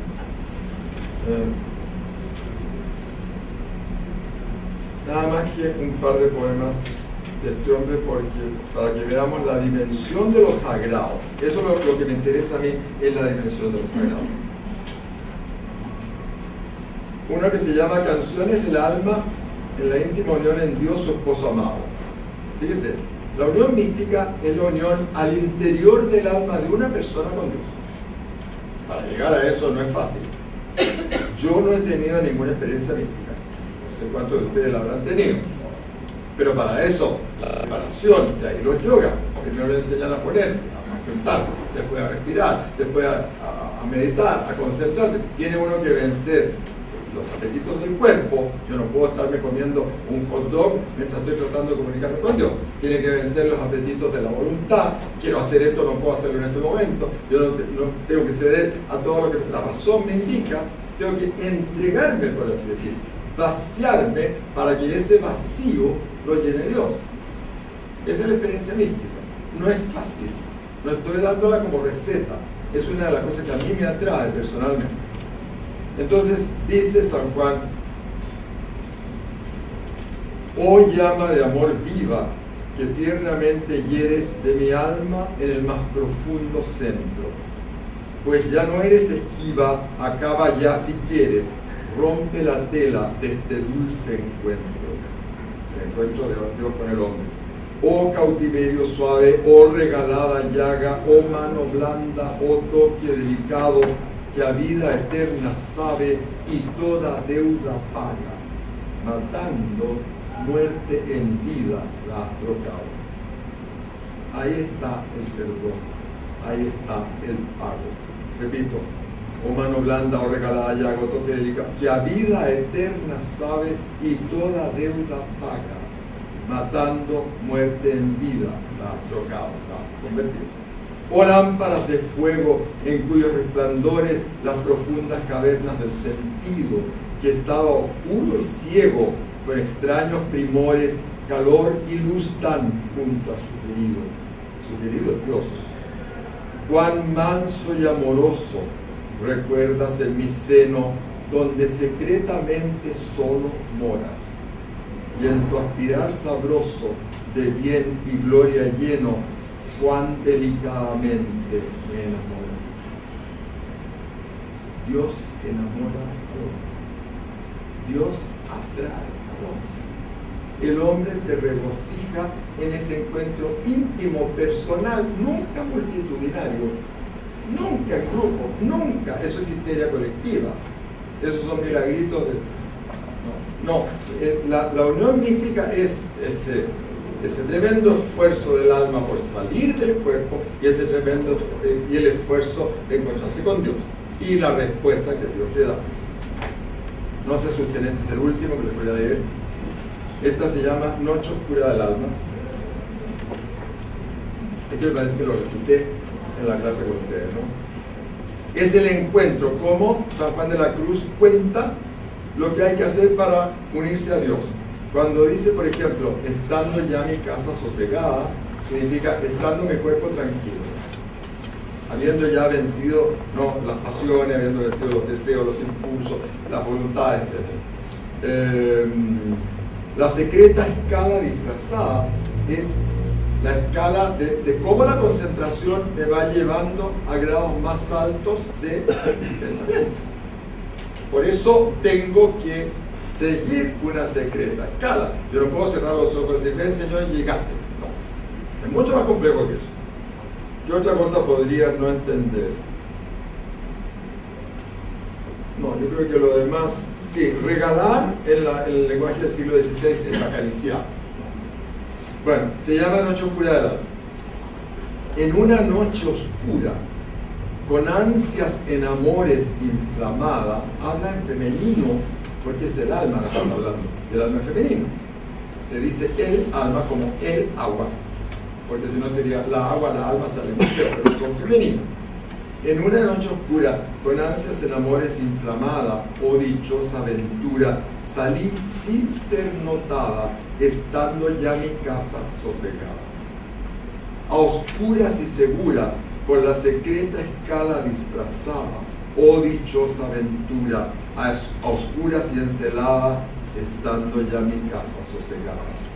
En la noche dichosa, en secreto, que nadie me veía, ni yo miraba cosa, sino otra luz ni guía, sino la que en el corazón ardía.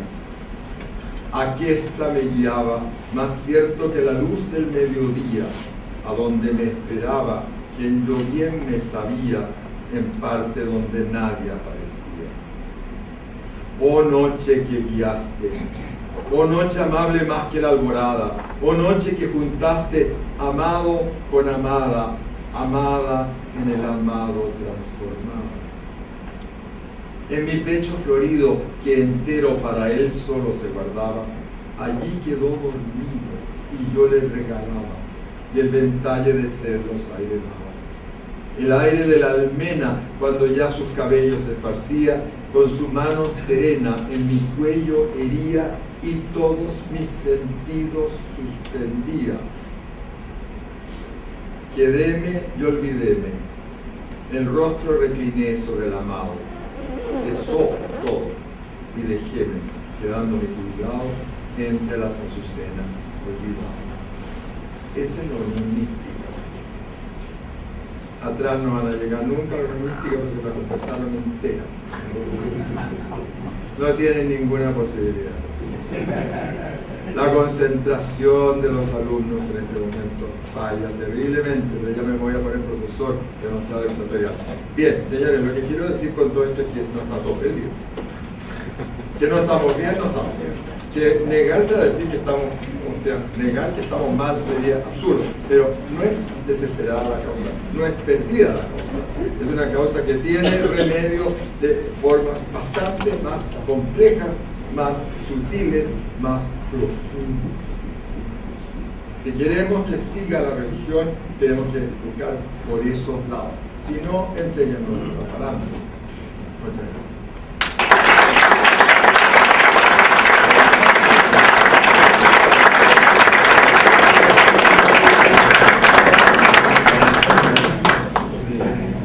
Todos los que ustedes quieran opinar o preguntar, por favor, señor. Dos cosas que plantear. Una, ¿cuál es la situación en la religión judía? La situación en la religión judía, ¿en qué sentido? Usted nos planteaba la postura crisis o la situación en la religión cristiana o en toda la religión cristiana. No, si también dije todas las religiones, están todas las religiones en crisis. La que tiene menos crisis es el Islam, porque todavía hay un aparato muy, digamos, demasiado unido, en donde nadie discute nada. Y le cae la fatwa, le cae el decreto no fatal, y recuerdo que le pasó al escritor Salman Rushdie. O qué sé yo, todos los atentados terroristas. Ahí todavía funciona una especie de inquisición, llamémosla como queramos, ¿verdad? No, pero el judaísmo, al igual que el cristianismo, está dividido en muchas ramas. Están los judíos ortodoxos primero, que no sé si ustedes lo conocen, son los que se dejan el pelo largo aquí, claro, siempre vestidos de negro, se abotonan al revés, como las mujeres, y andan siempre tapados y cubiertos, ¿verdad? Ellos son los que están más cerca de la parte mística, aun cuando ellos creen más en la oración que en la meditación. El grupo hasidim o hasídico representa la mística judía, o sea, la tienen también. Luego están los judíos conservadores, que son, diríamos, como podría ser cualquiera de nosotros, que cumple, pero que no es particularmente ferviente. Y finalmente el judío liberal, que en general perdió toda fe. Lo mismo que pasa a los cristianos. Hoy día, les decía que había un par de ¿cómo se llama?, censos bastante terroríficos. Hay un censo bastante impresionante en Francia alrededor del año 2000, en donde la población declara la religión que tiene. Recuerden que este otro año tenemos censo en Chile, de nuevo, de que se va a declarar todas estas cosas. y se declara el 51% católico, el 14% de otras religiones, léase protestantes, judíos, musulmanes, etc., y el 34% agnóstico católico. Esa es la situación. Bueno, eso le pasa también a la comunidad judía que está inserta en todo Occidente. Siguen más o menos los mismos problemas, tienen también las mismas soluciones. Porque claro, estas cosas son la divinidad como una totalidad, no separado por distintas confesiones. Está más o menos igual que nosotros. Y el otro punto que quería plantear. Sí, después ustedes. Sí, esa relación, la relación religión-ciencia. Porque por ahí he leído que los científicos del siglo XIX, como sabían mucho menos que los científicos del siglo XX, fueron mucho menos creyentes, y que los científicos del siglo XX serían más creyentes, precisamente por saber más. A ver, yo algo dije de eso. Yo algo dije que hoy día los filósofos dicen no se puede probar la existencia de Dios, pero tampoco se puede probar la no existencia de Dios. Por lo tanto, el ateísmo, por ejemplo, de un Confondil o de esta escritora italiana, Oriana Fallaci, que lo declara abiertamente, dice: yo no soy católica, aunque nací católica, pero tengo que respetar todo lo que la Iglesia hizo por la educación, por las artes, por la asistencia social, por todo lo que tiene en su larga historia, ¿verdad? No olvidemos que toda la asistencia social hasta el siglo XIX estaba en manos de la Iglesia. Todos los lazaretos, los hospitales, los rosarios, las casas de huérfanos, todo en manos de la Iglesia, toda la educación en manos de la Iglesia. Se dice: yo ya no creo en la Iglesia católica, pero sí tengo que reconocer que aportaron mucho a la humanidad. Esa es la posición, ¿verdad? Perdón, la pregunta era... La relación... y la relación. Entonces, los actuales científicos dicen: miren, no podemos probar 100% nada. Podemos llegar a una verdad probabilística y estadística. Por ejemplo, esta misma estadística que yo hice sobre la familia. ¿Cuál es la tasa de natalidad en Chile? ¿Cómo se llegó al 1,9? Con distintos cálculos estadísticos se sacó una media. ¿Cómo se llegó a la tasa de no creyentes en Francia? De la misma manera, ¿verdad? O sea, podemos llegar a formular verdades que no son eternas ni absolutas.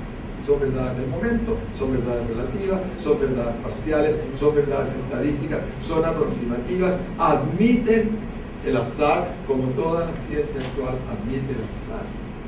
Si lo que nos había encadenado era la causalidad.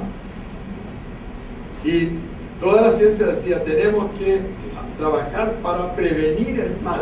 Y de repente los científicos del siglo XX le dicen: fíjense que el mal se puede, claro, prevenir, pero en algunos casos no. Es impredecible porque el azar puede intervenir. Y el azar, no solo el azar de un terremoto, porque claro, ese es un azar que no deja nada en pie en este país, sobre todo, ¿no? Pero el azar entendido como una prueba que no resulta, como un resultado que no coincide con nosotros, como una posición divergente. Ese es el asunto, ¿verdad? Entonces, nada nos está dando una verdad definitiva y absoluta. Eso sería mi explicación. Pues, pero no sé si le escucharon el del clima. Cuando se refiere a la matemática, o de la matemática, una cosa de loco. ¿Qué pasa con la matemática y los fractales? Es todo un campo en la visión matemática del mundo actual. El conjunto de la ciencia de ahora, tal como habla usted del último adelanto de la ciencia, hacia donde nos lleva, no sabemos, o sea, no nos lleva. Y lo segundo, que si bien es cierto en alguna medida, especialmente lo mencionó en algunos ejemplos, no se mencionó abiertamente el tema del pragmatismo. ¿El qué, perdón? Pragmatismo, sí. Que es algo muy vigente en nuestro tiempo. Sí. Son dos cosas más que... De las matemáticas que usted me menciona no sé nada, no le voy a inventar. Así que lo que sí coincidiría exactamente con lo que estaba diciendo Gödel, ¿no? que hay sistemas matemáticos que no encajan unos con otros. Y segundo, lo del pragmatismo, por supuesto. El pragmatismo, por así decir, consiste en poner toda la atención en los productos del saber y no en el saber mismo. No en la teoría, sino en la aplicación. Entonces, eso es lo que estamos viviendo nosotros. Nosotros estamos viviendo en un mundo que sabemos que si yo aprieto un botón se prende un televisor, y si aprieto otro botón me cambia de canal, y si aprieto un tercero me sube de volumen, pero yo no tengo idea por qué pasa eso.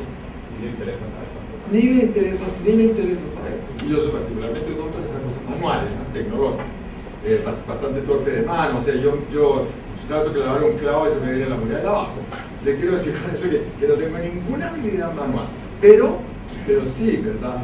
El hecho de que lo práctico, lo utilitario, es tan fuerte que en inglés se formula así: if it works, it's good. Si funciona, está bien. Poco importa si funciona para lo malo. Si funciona el aborto, está bien el aborto. Si funciona la eutanasia, está bien la eutanasia. Si funciona la droga libre, está bien la droga libre. Entonces, remiten el juicio de valor, el juicio relativo a la verdad, lo remiten al efecto y no a la acción, no a la causa. Profesor, y yo le agregaría que transversal a cualquier manera de pensar. Absolutamente. Así es, transversal a cualquier manera de pensar. Señor. Usted, señor. Voy a recitarle algo que puedo decir que lo hizo una humilde complementación al poema del Juan. Alma, no me digas nada. Eso es Juan Guzmán Cruchaga. Sí. Porque para tu voz dormida ya está en puerta cerrada, una lámpara encendida toda la vida te llega. Sí. El padre Martinalmente también anda en ese territorio. Yo le agradezco mucho al señor Nieto que lo haya traído y también aprovecho la oportunidad de agradecerle porque uno de sus libros de la familia fundadora de Chile me ha ayudado mucho para reconstituir la historia de los primeros dueños de Aconcagua, especialmente en el grado de turismo. Pero qué bueno, me alegro mucho de eso. Muchas gracias. Muchas gracias. Usted, por favor. Me gustaría, como usted dice, sin embargo, que podríamos estar toda la noche intentando definir la esencia de Dios, poder encontrar una pauta digna respecto de la racionalidad. Creo que la razón, con todo el bagaje de conocimientos que pueda tener, no es capaz de superar o vencer, comillas, a otra diosa que es la sensibilidad. Yo creo que la sensibilidad es lo que nos está faltando. Es la que debiera devolvernos justamente la esencia de las cosas cotidianas que se han perdido. De alguna manera, la sensibilidad vive, es vida. ¿Dónde? Tal vez en el obrero, en la secretaria que te cuida números todos los días, todo el día, en la enfermera que pone la inyección, en el hombre de la calle, en el ser común y corriente. Como usted decía, tal vez en el abuelo que tiene la esperanza de que su nieto lo alimente el día de mañana, con otra cosmovisión de la cosa. Sin embargo, en mi condición de profesor en un colegio particular pagado, se nos enseña que tenemos que generar modelos de gestión desde el punto de vista del emprendimiento. Y así, por ejemplo, nos llenamos de capacitaciones y esos planes. Desde luego, la consigna es preparar a la juventud para ser productor más que consumidor. Y frente a eso, se me genera un choque respecto de la recopilación de hechos que usted ha mencionado. Me recuerdo de la frase de Juan Pablo II en la conferencia para el mundo del trabajo: generar riquezas porque la pobreza no se puede destruir. Entonces estaba justificado. Por lo tanto, vamos a generar riqueza. Y con ello entonces yo podría redistribuir justamente mi riqueza, pero en función de los pobres. O tal vez condenar justamente al empresario que genera riqueza no en función justamente de lo que se pide. Entonces usted señala, Sebastián Piñera tiene un delito, es empresario. Pero no, eso no dije que era delito. A ver, es una característica. Es una característica. Y perdón, dentro de esta variedad que tenemos, hay un empresario que es el nuestro. Y ese modelo, que tiene un propósito bastante loable en el sentido de pretender buscar aprendizaje a partir de las experiencias cotidianas del mundo empresarial, no me parece mal. que tampoco voy a desacralizarlo. Pero ¿cuál es su opinión respecto a estos modelos de gestión que se están empleando por de pronto en la enseñanza media? Había consideración que estos modelos vienen funcionales, por cierto, de la universidad para abajo, nadie ha hecho bueno. Bueno, la verdad es que no los conozco.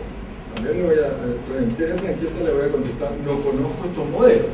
Pero lo que sí podría decir así en términos generales es el comienzo del siglo XX, hasta más o menos 1950-60, vivió la ideología política o las ideologías políticas, vale decir, nazismo, fascismo, comunismo, maoísmo, castrismo, etc. La segunda mitad del siglo XX y el comienzo del XXI está viviendo la ideología economicista. Entonces, si los principios económicos se transforman en dogmas que son inculcados desde chico a los jóvenes y después resulta que los dogmas no funcionan, se desploma el sistema. Yo no sé, porque yo desgraciadamente hace muchos años que no estoy en colegio, nunca tuve experiencia de colegio, digamos, porque en la universidad uno tiene más no económicas. Entonces yo no puedo, así como yo diría, por ejemplo, que todos los alumnos sean artistas. Absurdo, si hay muchos que no van a tener nunca talento artístico. Yo, por ejemplo, no sé dibujarme un perro. No tengo, me gustan los cuadros, pero los veo, ahí están, y sobre todo si son figurativos. Pero yo no podría ser un artista, no me pueden obligar a mí a ser artista, como no me pueden obligar a mí a ser matemático. ¿Por qué tienen que ser todos artistas, todos matemáticos, todos emprendedores? Ahora, si es para entender el sistema en forma general, no me opongo. Pero si se trata de una especie de dogma que hay que aprenderse de memoria como una oración, o como como un canto, como el himno nacional, ahí ya no estoy de acuerdo. Sobre todo por la ideología, porque las formas ideológicas del conocimiento son las formas inferiores. Cuando el alto conocimiento queda tan lejos de la masa, perdonen que hable de masa, de la generalidad, esa generalidad surgen algunos que le dan fórmulas de recetario nacional, más barato, más cercanos a él. Y esa es la ideología.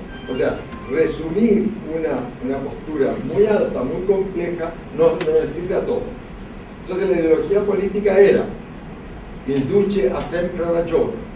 El duce nunca se equivoca. Ahora le toca al pueblo. La alegría ya viene. Cualquiera de esos dogmas típicos que son consignas, que son slogans, ¿verdad? Pero ahora la ideología es economicista. Entonces todos los dogmas y todas van en eso. Y más aún, yo no hablé del nihilismo, porque me di cuenta que no había tiempo y que era un poco más complejo todavía. Pero hay una actitud muy nihilista que viene de Nietzsche y de Foucault y de Derrida y de Deleuze y de todos los pensadores franceses, algunos de los cuales hace 2 o 3 años se murieron.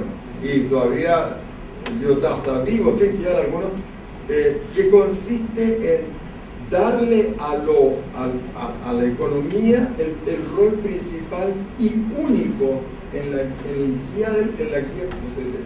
guiar al hombre. La economía debe ser el único fin, el único motivo, el único instrumento, el único interés, la única meta del hombre. Todo lo demás se os dará por añadidura. No es así.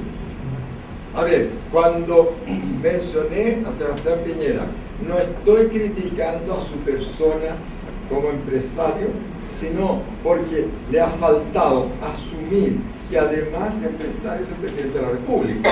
Yo no me voy a levantar contra él. Yo estoy en otro nivel de análisis. Me he permitido hacerlo delante de personas que son más jóvenes que a lo mejor me pueden entender más. Pero yo le pido al presidente de la República que me dé un ejemplo, es porque yo estoy dispuesto a seguir el ejemplo. Yo no puedo pedirle a los demás lo que yo no pido para mí. Entonces, hay como una serie de no sé cómo decirle, de juego, está todo en juego en este momento. Hay una parte lúdica muy importante de la sociedad actual, que la farándula también se la apropió. Porque la farándula se está tomando uno tras otro los temas de la droga, los temas de la homosexualidad, los temas de la representatividad, de la transparencia. La farándula se está tomando. ¿Dónde estamos los demás? ¿Qué hacemos nosotros?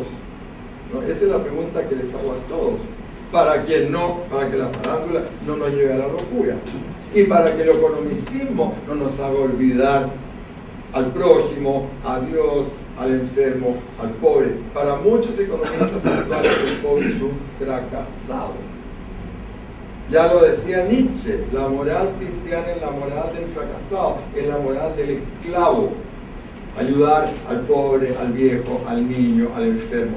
No, hay que ayudar al héroe, hay que ayudar al superhombre, hay que tener el coraje de apoyar al más cansado de todos, al más audaz de todos, al más atrevido de todos, ¿verdad?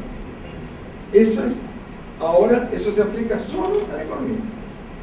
Vamos hacia los empresarios más atrevidos, a esos que ya están comprando empresas en Colombia, en Ecuador, en Perú, y están corriendo el riesgo. Pero claro, siempre se ha dicho, ¿verdad?, ¿cómo se justifica la empresa frente al pecado? En que se corre el riesgo de la pérdida total. Entonces eso justifica cualquier cosa, cualquier acción. No puede ser así. Yo creo que está bien la empresa, por favor. Entiéndanme, si la empresa privada es importante, pero hay alguien ahí que tiene que estar velando porque no se desbarajuste todo, porque la balanza no se incline hacia un solo lado, y ese es el Estado. ¿Perdón? La contención, la puesta en orden, la puesta en rieles, el bien común. ¿Quién va a velar por el bien común si no es el Estado? Ya, don Carmelita, a ver, ¿le damos la palabra a otras personas primero? Sí. Ya, la señora. Y después usted, y después tener más que ser, sí. Es así. Porque tener ha reemplazado el ser. Porque la praxis ha reemplazado la teoría. Porque el resultado ha reemplazado a la premisa y al postulado. Ese es el problema. Entonces, lo que usted dice es absolutamente, es otra manera de poner lo mismo que estábamos diciendo todos. Bien. A ver, don Jaime, después el señor de allá, el señor de allá. Respecto de lo que se está planteando como, en el fondo, una crítica al sistema liberal. Yo Que quisiera, así no es malo tampoco, es cómo se aplica. yo quisiera hacer presente que los fundadores del liberalismo, sobre todo los ingleses, antes de ser economistas fueron moralistas. Era profesor de moral, Adam Smith era profesor de moral. Antes de escribir las riquezas de las naciones, escribió la teoría de los mecanismos morales. Así es. Ahora, en nuestro modesto Chile, por allá por el año Ni tan modesto ya. bueno, pero No, teníamos un Venezuela. el año 1976, por ahí, cuando don Arturo Fortera Antunati fue recibido en la Academia de Ciencias Políticas, Sociales y Morales, leyó un trabajo que lo tituló Más allá del Leviatán, hace un resurgimiento de la libertad individual. Y él se refirió al concepto de libertad y empleó la siguiente frase respecto de la libertad individual: la libertad engarzada en la moral y enmarcada por la ley. De lo que se deduce que los liberales nunca han sido partidarios de la libertad absoluta, sin límites, en ninguna actividad, sino que siempre hemos pensado que debe haber una moral social ambiente. Y yo creo que por ahí es donde ha fallado la cosa, porque las grandes instituciones morales, aunque usted las disocie de la religión, han sido tradicionalmente las religiones. Han sacralizado algunos puntos especiales y los han vuelto obligatorios. Entonces, cuando se habla de crisis moral, no decimos la culpa después aquí saca algún empresario inescrupuloso, si los que lo formaron o debieron formarlo moralmente no lo hicieron o lo hicieron mal. No, de acuerdo. A ver, el sistema entero siempre tiene fallas. Los hombres no vamos a hacer nunca un sistema perfecto. Entonces se trata de que el sistema se mejore. No se trata de echarlo, empezar de nuevo todo de cero con otra otra ideología inventada por no sé quién. Dos más. A ver, usted primero, no, sí, usted, hay tres, hay cuatro. Usted primero. Sí, profesor, buenas noches. Buenas noches. Yo tengo una, bueno, me permito hacer uso de la parte que dijo usted, permítame contradecir. Tengo una cierta sensación de que la charla ha sido un poco desesperanzadora, sobre todo para personas cristianas, digamos, en lo que se refiere a que podríamos pensar que no tendríamos aquí asilos, ¿cierto? Ahora bien, dentro de todo esto, yo estoy en desacuerdo un poco con lo del Concilio Vaticano II. Después del Concilio Vaticano II, sin lugar a dudas, las misas se hicieron mucho más accesibles para las personas. Y creo que está mucho mejor. De hecho, lo mismo la Iglesia Católica también ha evolucionado con movimientos especiales, con movimientos dentro de la Iglesia Católica que han revolucionado la Iglesia Católica. Yo creo que la visión mía no es lo mismo que tiene usted respecto de la religión, de cierta forma. No obstante eso, no lo quiero analizar, yo quiero preguntarle por qué dijo o si precisa usted mejor el punto de la moral y social, como dijo Jaime recién, con la religión. Porque, o sea, concluyo yo que no podría yo llegar a Dios cumpliendo las normas morales. Eso es lo que me... No, yo no he hecho eso. No, yo dije otra cosa. Yo dije, la moral pertenece al hombre no por ser religioso, sino por ser hombre. Y por eso se puede ser ateo y muy ético, y muy moral, y muy honesto. Y por eso se puede ser agnóstico igual. O puede estar usted en cualquier iglesia o en cualquier grupo, incluso grupos estrambóticos de repente, y mientras cumpla con su deber y cumpla con usted, con el prójimo, que estamos muy bien. O sea que no es eso. Lo que pasa es que la moral no es la esencia de la religión. La esencia de la religión es la presencia de Dios con todos esos atributos que le digo, lo inaudito, lo insondable. Es la grandeza de Dios, es la magnificencia de Dios que sobrepasa todas mis definiciones y las definiciones de los teólogos más acabados.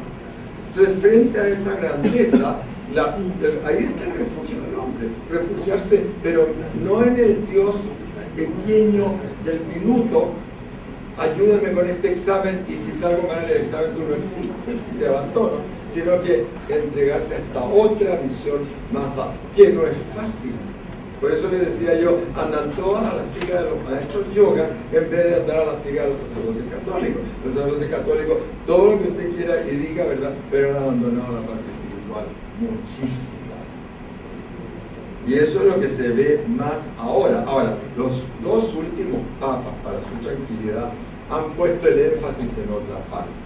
Ya, toda la, por así decir, la proletarización, no digo de la misa solamente, de la conducta incluso, de la actitud del sacerdote, de la vestimenta, están ahora recogiendo caña, se dice corriente.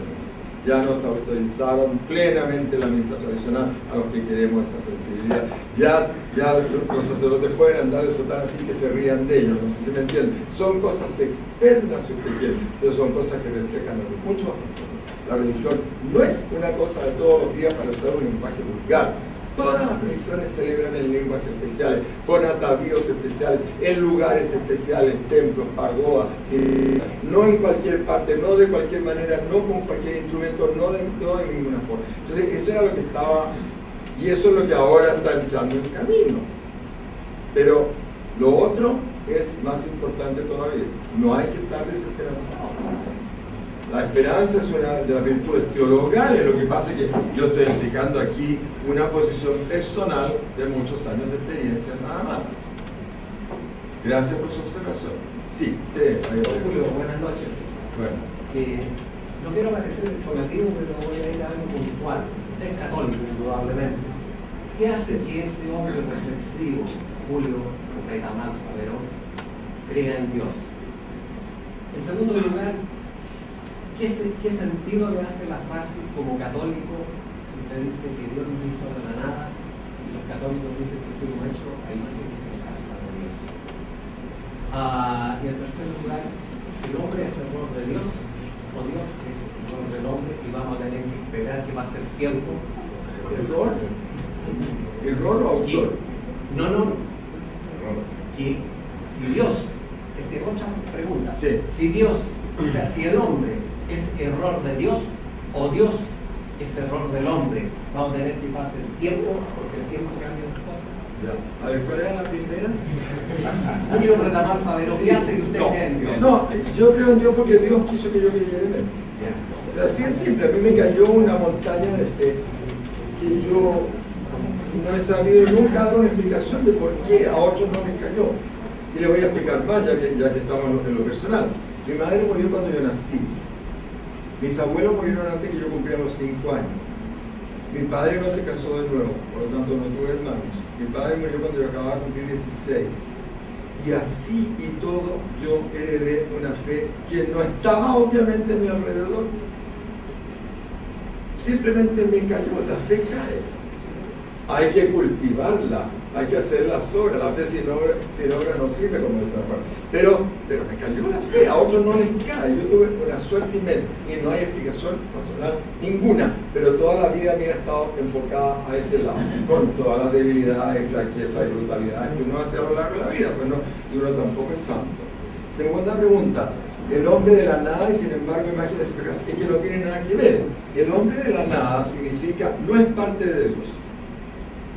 ¿Se fija? El ex nihilo es de la nada, de repente como un prestidigitador. Sacó una palomita o sacó la carta esperada.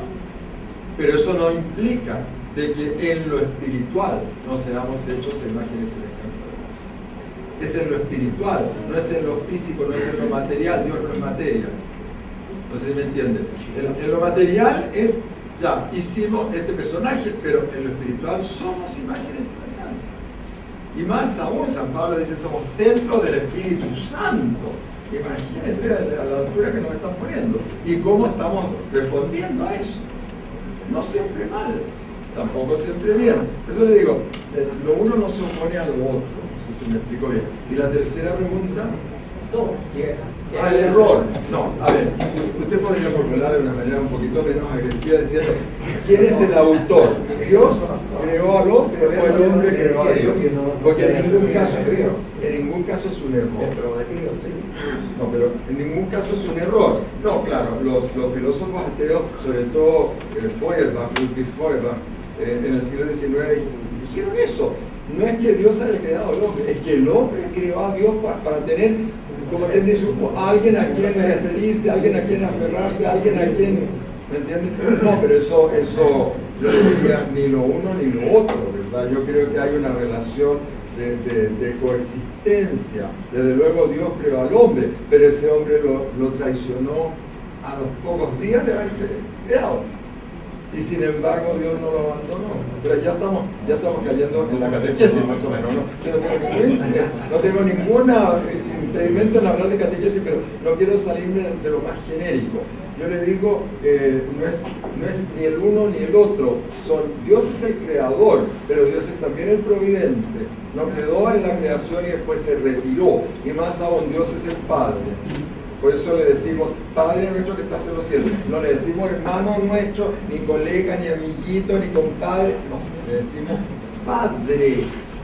Imagínense, somos hijos de Dios porque nos creó y somos hijos de Dios porque Dios adoptó la condición humana, por creación y por adopción. Y un punto último, el prójimo, muy importante en el cristianismo. Muy importante, porque las culturas, las religiones orientales no tienen prójimo.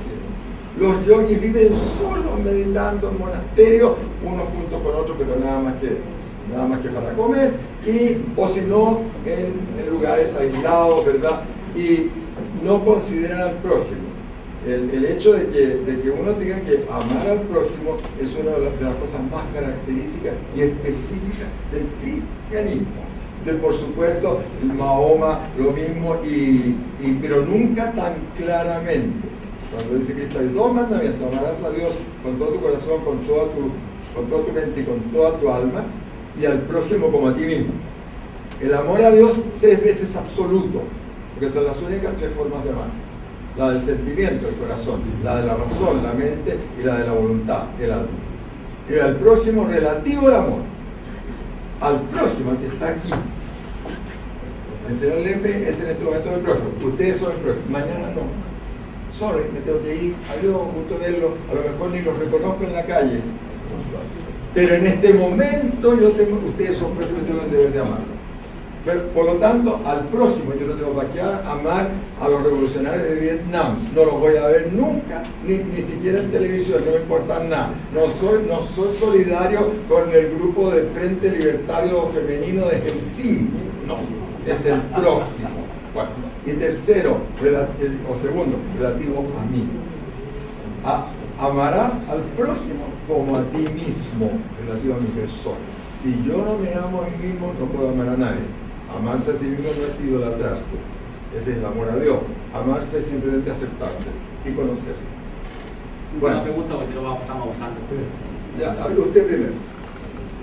Durante la Edad Media, más o menos, por la caída de Roma y la aparición del cristianismo, se dijo que, se especuló, que o era Roma o era el cristianismo. Esto por uno de los dos tenía que caer por el hecho de que o se basaban en el hombre o se desarrollaban por el hombre. A ver, ¿quién dijo eso? Eran como sacerdotes de la... Es que no lo entendí el comienzo. ¿Alguien dijo eso? Sí, durante la época de la caída de Roma, sí, se dijo que o Roma tenía que caer o el cristianismo, porque eran basados en el hombre, o desarrollados por el hombre. Entonces, usted dijo que los principios de la iglesia eran tomados por la moral del hombre, o sea, por el hombre. ¿Esto significaría entonces que en algún momento la Iglesia Católica tiene que caer? No, mijita, perdón que le diga mijita, después le da. Es porque usted puede ser mi nieta. No, a ver, la Iglesia Católica no se basa en la moral. La Iglesia Católica se basa en la revelación. La revelación que Jesús hace a los hombres, ¿verdad? Y se basa en la creencia en la Trinidad. Y se basa en la fe, la esperanza y la caridad. Después de eso, cualquier cosa, San Agustín decía, ama et facut vici. Ama y haz lo que quieras. Y es justamente Agustín el que contesta ese dilema cuando cae Roma saqueada por los visigodos en 410 o 11 y después por los vándalos, ¿verdad? Porque lo acusan. Esto es culpa de los cristianos. No es. Esta es la providencia de Dios. Al revés, el cristianismo ha venido a reemplazar al imperio romano. El imperio puramente material es transformado ahora en el imperio, digamos, espiritual del cristianismo. O sea, no hay ningún caso la iglesia sea fundada por un hombre. Repito, la fundación está en la revelación de Dios al hombre. No en la búsqueda del hombre a Dios, que esa siempre va a estar ahí en algunos, no en todos. Pero sí en lo que Dios quiso. ¿Sabe lo que es revelar? Levantar el velo, mostrar una parte de sí mismo. No se puede, Dios entero es invisible para nosotros porque nos moriríamos. Hasta Moisés, cuando se le aparecía a Dios, tenía que taparse la cara en la zarza ardiendo. Bueno, por eso le digo, entonces, no, la religión fue fundada por Dios, no por el hombre. La parte moral, que no es religiosa, pero que es religiosada, por así decir, transformada en aspectos de la religión. En todas las religiones viene del ser humano y es sacralizada, o sea, transformada en un acto sagrado por la religión. Y entonces, última pregunta. Solamente agradecer a don Julio Retamar. Soy Mario Sepúlveda, director del Colegio de Enseñanza Media acá en San Felipe. Agradecerle la formación que usted ha inculcado en mi hijo, que desde la primera clase en la Gabriela Mistral me ha hablado de su magnificencia. Felicitaciones. Muchas gracias.